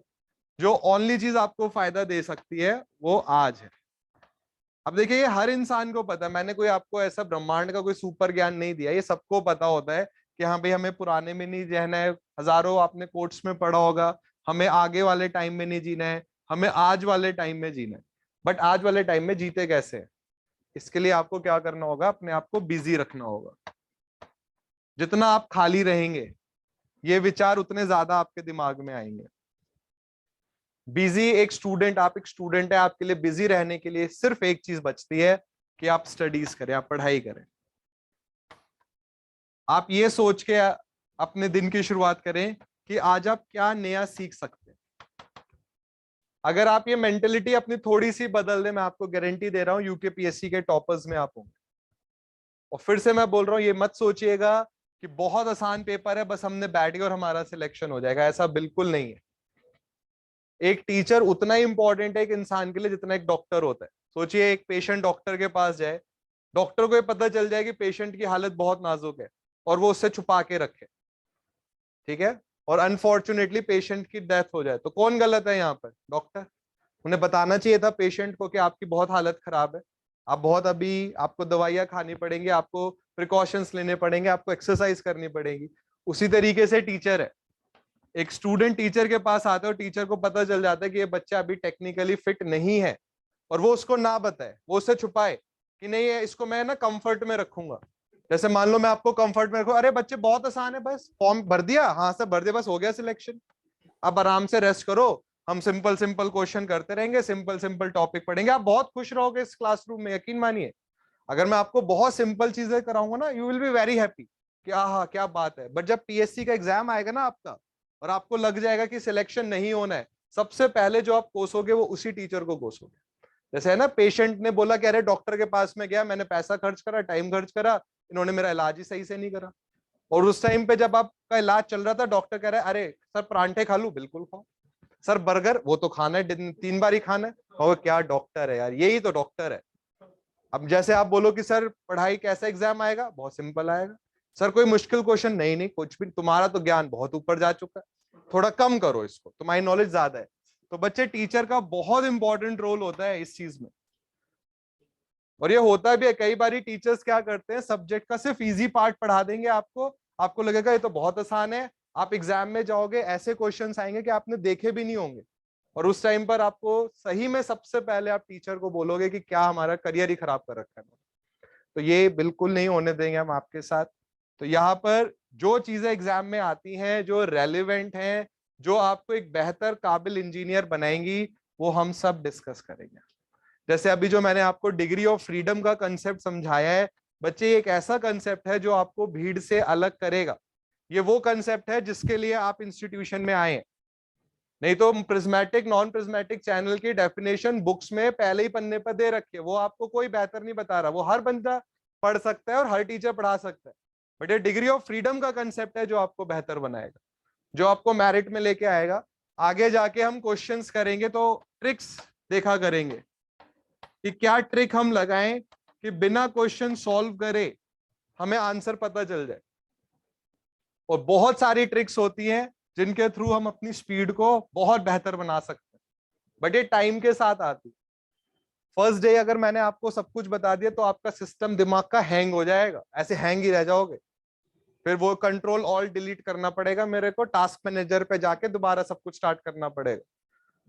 तो स्टेप बाय स्टेप हम चलेंगे। हेडिंग डालिए, लिखिए geometrical parameters. Geometrical parameters, geometrical parameters in open channel flow. geometrical parameters in open channel flow। बच्चे ज्योमेट्रिकल पैरामीटर्स क्या हैं? जैसे एक ओपन चैनल की स्टडी करने के लिए हमें कुछ चीजें पढ़नी होती हैं। जैसे हमें डेप्थ ऑफ फ्लो पढ़ना होता है, एरिया ऑफ फ्लो पढ़ना होता है, वेटेड पैरामीटर पढ़ना होता है, टॉप विड्थ पढ़ना होता है।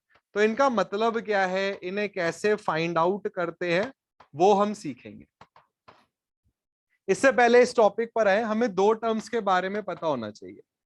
एक होता है फ्लूइड पैरामीटर और एक होते हैं फ्लो पैरामीटर्स। फ्लूइड पैरामीटर्स क्या होते हैं? ये ऐसे पैरामीटर्स हैं जो एक फ्लूइड के बारे में बताएं। जैसे डेंसिटी, अगर मैं आपको बोलूं कि एक फ्लूइड है जिसकी डेंसिटी 100 किलोग्राम पर मीटर क्यूब है, तो आप एकदम से समझ जाओगे किसकी बात चल रही है, वाटर। अगर मैं आपसे बोलूं एक फ्लूइड है जिसकी डेंसिटी 1360 किलोग्राम पर मीटर क्यूब है, आप एकदम से समझ जाओगे किसकी बात चल रही है, मरकरी। तो ऐसे पैरामीटर्स जो एक फ्लूइड के बारे में बताएंगे उनको हम बोलते हैं फ्लूइड पैरामीटर्स। जैसे डेंसिटी, विस्कोसिटी, सरफेस टेंशन।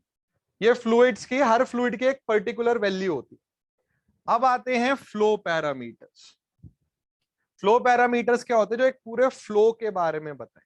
जैसे डेप्थ ऑफ फ्लो 2 मीटर है, डेप्थ ऑफ फ्लो 2 मीटर है, तो क्या आप बता सकते हैं कि कौन सा फ्लूइड है? नहीं बता सकते, क्योंकि मरकरी की भी डेप्थ ऑफ फ्लो 2 मीटर हो सकती है, वाटर की भी हो सकती है, किसी और फ्लूइड की भी हो सकती है। तो ऐसे पैरामीटर्स जो फ्लो के बारे में बताएं उनको हम नाम देंगे फ्लो पैरामीटर्स। जैसे depth of flow, discharge, cross section area. Pressure भी होता है बट इसका ज्यादा यूज आता है। लिखिए, नोट करके लिखिए पहले।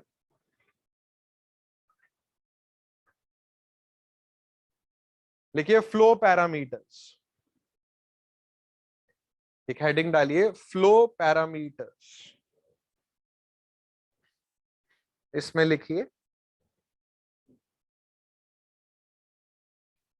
देखो, such parameters describe, such parameters describe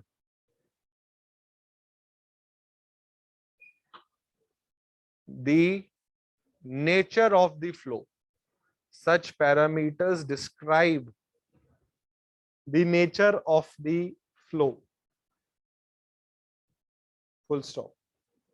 देखो, examples are depth of flow.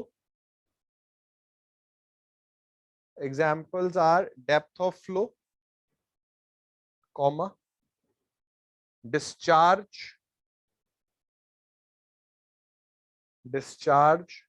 comma, cross sectional area.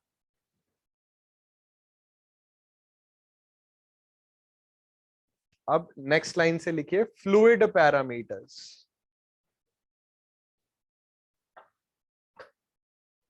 Fluid parameters लिखिए, such parameters describe the nature of fluid. Such parameters describe the nature of fluid. देखिए, examples are density,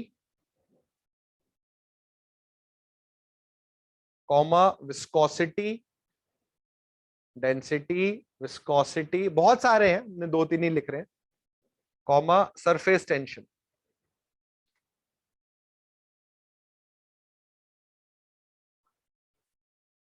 अब geometrical parameter में हम flow parameters के बारे में पढ़ेंगे कि इनको कैसे फाइंड आउट करते हैं। इसमें फर्स्ट लिखिए डेप्थ ऑफ फ्लो। अब देखिए, अभी एक बहुत इंटरेस्टिंग चीज तो आप अभी अभी में ही सीख जाएंगे। तो फर्स्ट लिखिए, पहला ज्योमेट्रिकल पैरामीटर है डेप्थ ऑफ फ्लो। इसको बच्चे स्मॉल वाई से हम दिखाएंगे। चल, अब मैं आपसे क्वेश्चन पूछता हूं। ये एक चैनल है, ये फिक्स्ड बाउंड्री का रिप्रेजेंटेशन है, और ये ट्राइंगल करके ऐसे ये फ्री सरफेस दिखाता है। मान लीजिए मैंने बोला डेप्थ ऑफ फ्लो 2 मीटर है। तो ये 2 मीटर कहां से कहां तक की डिस्टेंस है? जिस बच्चे को आंसर पता है रेज योर हैंड, जो बोलना चाहते हैं रेज योर हैंड। सब बोलते फिर पता नहीं चलता कौन बोल रहा है। बोलिए। नीचे से ऊपर की डेप्थ, मतलब ये 2 मीटर ग्राउंड यहां से चैनल बेड से मेजर कर रहे हैं। ओके, आप बताओ। बेड, चैनल बेड से फ्री सरफेस तक। ओके, आप भी ये कह रहे हो? चलो, अभी आंसर सही है गलत थोड़ी देर में डिस्कस करेंगे। मान लीजिए अब ये चैनल इंक्लाइंड है, ये वाटर सरफेस है। अब मैंने बोला डेप्थ ऑफ फ्लो 2 मीटर है, तो ये कहां से कहां की डेप्थ है? ये क्या वर्टिकल है, परपेंडिकुलर है, क्या है? अब जैसे चलो मैं ऑप्शन दे देता हूं, ए बी और एक ये बी सी। तो बीसी 2 मीटर है या ए बी 2 मीटर है, या क्या टू, या कुछ नया ही कोई और ही 2 मीटर?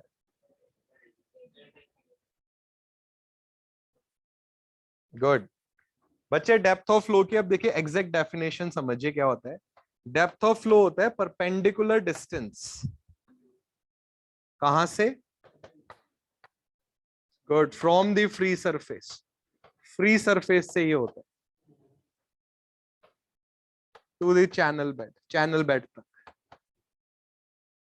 अब बहुत सारे बच्चे जस्ट उल्टा बताते हैं, वो बोलते हैं चैनल बेड से फ्री सरफेस। चैनल बेड से फ्री सरफेस नहीं है, फ्री सरफेस से चैनल बेड है। जैसे कई बार ही होता है, उन्होंने बोला कि डेप्थ ऑफ फ्लो 1 मीटर है, तो ये हो गया 1 मीटर। अब मान लीजिए टोटल डेप्थ 3 मीटर है, तो अगर आप चैनल बेड से कंसीडर करते तो आपका आंसर गलत आ जाता। तो डेप्थ ऑफ फ्लो क्या होता है? ये परपेंडिकुलर डिस्टेंस है, ये है depth of flow A B, free surface से परपेंडिकुलर डिस्टेंस। तो जब वर्टिकल चैनल होता है, सॉरी, जब ये इंक्लाइंड चैनल होगा तो बच्चे इसको 2 मान लेते हैं, ये 2 नहीं है, 2 ये वाली वैल्यू आएगी। अब ये वो चीजें हैं जो एग्जाम में पूछी जाती हैं। अभी आप देखेंगे, कल मैं आपको एक असाइनमेंट दूंगा, यहीं पर हम सॉल्व करेंगे। असाइनमेंट का हम यहाँ पे क्वेश्चन सॉल्व करेंगे और उसी टाइप के करेंगे जैसे आपके एग्जाम्स में आते हैं, और आपको दिख जाएगा ये जो बेसिक क्वेश्चन है ये कितने ज्यादा पूछे जाते हैं। कुछ फॉर्मूले बिल्कुल आपके ऐसे हैं, आप उसमें डेटा पुट करो, विल गेट द आंसर, कोई दिक्कत नहीं आएगी। बट ये बात याद रखिए कि अगर आपको रैंक लानी है तो आपको परसेंटाइल इंप्रूव करना है। परसेंटाइल पता है ना बच्चों, कि आप कितने बच्चों से आगे निकलते हैं। परसेंटाइल आपका 99% आएगा ना, तब आपकी रैंक आएगी, कि आप 99% बच्चों से आगे निकले हैं, तब आपको जाकर पब्लिक सर्विस कमीशन मिलेगा। आपके मार्क्स भले ही 50% आए, बट आपका परसेंटाइल ज्यादा आना चाहिए, आपको ज्यादा बच्चों से आगे निकलना है। और ज्यादा बच्चों से आगे निकलना है तो आपको ये बेसिक चीजें पता होनी चाहिए। लिखिए, डेप्थ ऑफ फ्लो में लिखिए, अभी फोटो भी बनाते हैं, पहले लिख लीजिए। लिखो, it is the perpendicular distance of a point, it is the perpendicular distance of a point from the free surface. It is the perpendicular distance of a point from the free surface. Full stop. बच्चे ये figure बना लीजिए, तो ये y है। तो जब channel horizontal है तब तो कोई डाउट नहीं आता है, बट अगर चैनल इंक्लाइंड है तो फिर डाउट आ सकता है।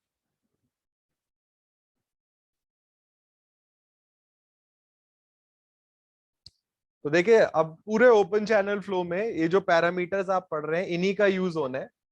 तो जैसे एक y का बहुत यूज होगा, जैसे अब हम चाहे यूनिफॉर्म फ्लो पढ़ें, क्रिटिकल फ्लो पढ़ें, रैपिडली वेरिड फ्लो पढ़ें, ग्रेजुअली वेरिड फ्लो पढ़ें, डेप्थ ऑफ फ्लो का यूज होगा। सेकंड पैरामीटर लिखिए, टॉप विड्थ। बच्चे इसको कैपिटल टी से रिप्रेजेंट किया जाता है, टॉप विड्थ।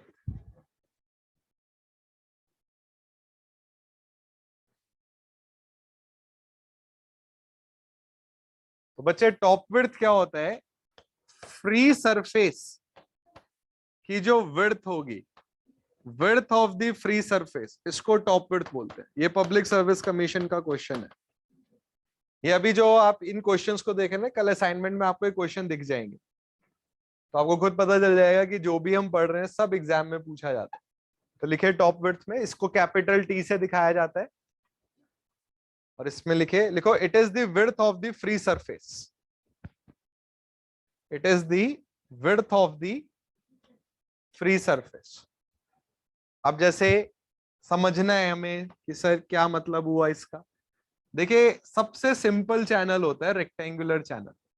जब भी कोई चीज आपने सीखनी हो या जब मैंने आपको कुछ सिखाना होगा, हम एक रेक्टेंगुलर चैनल को कंसीडर करते हैं। बहुत आसान होता है, सिंपल होता है। बच्चे, इसकी डेप्थ ऑफ फ्लो मान लीजिए y है और इसकी विड्थ b है, b इज द विड्थ। तो बच्चे ये फ्री सरफेस है, so this is known as top width. और ये टॉप विड्थ रेक्टेंगल के केस में किसके इक्वल हो गई? इसकी अपनी विड्थ। हमें 4 टाइप के चैनल्स पढ़ने होते, 4 नहीं वैसे 5। रेक्टेंगल, ट्राइंगल, ट्रेपेजॉइडल, सर्कुलर, और एक आप आगे जाके पढ़ेंगे एक्सपोनेंशियल। एक्सपोनेंशियल ये होते हैं कि area y to the power a के साथ वेरी कर रही है। ठीक है, तो अभी हमने सबसे सिंपल लिया, सिर्फ रेक्टेंगल है। इन सब के लिए भी हम सीखेंगे, बट अभी एक रेक्टेंगुलर चैनल बनाइए और ऐसे लिख लीजिए कि इसकी जो टॉप विड्थ है वो b के इक्वल होगी, कि आपको समझ आ जाए अभी कि टॉप विड्थ होता क्या है। फ्री सरफेस की विड्थ, उसको टॉप विड्थ बोलते हैं। तो रेक्टेंगुलर चैनल के लिए जो उसकी विड्थ है वही उसकी टॉप विड्थ होगी। बच्चों, ये बात समझ आ रही है?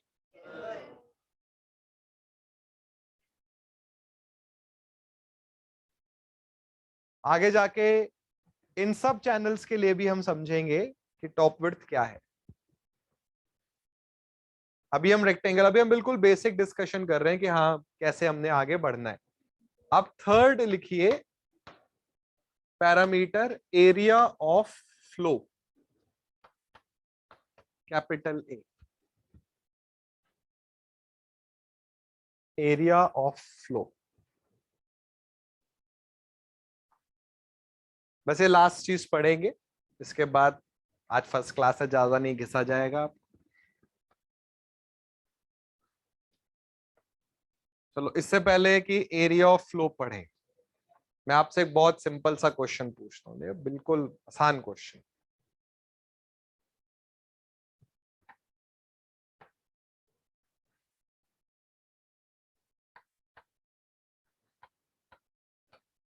एक रेक्टेंगल है ये, बी विड्थ है, डी डेप्थ है, इसका मोमेंट ऑफ इनर्शिया क्या होगा? बताओ,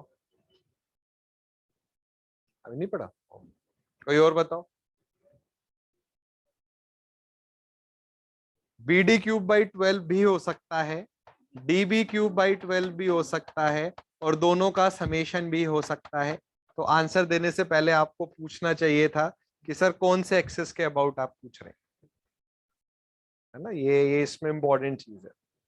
चलो, अब एक और मैं सिंपल सा क्वेश्चन पूछता हूँ तुम लोगों से, बहुत आसान है। अगर हम हर 2 को 3 से बदल दें तो 2 का स्क्वायर क्या होगा? फिर से सुन लो, ये टेक्निकल नहीं है भैया। तुम बोलो सर हमने फर्स्ट क्लास है, हम कैसे बताएंगे and all. If every 2 is replaced by 3, then what is 2 square? हाँ, अभी वैसे तो इतना टाइम मुझे देना नहीं चाहिए तुम लोगों को इस क्वेश्चन में, सबसे आंसर पूछा जाएगा। आप बताओ 27।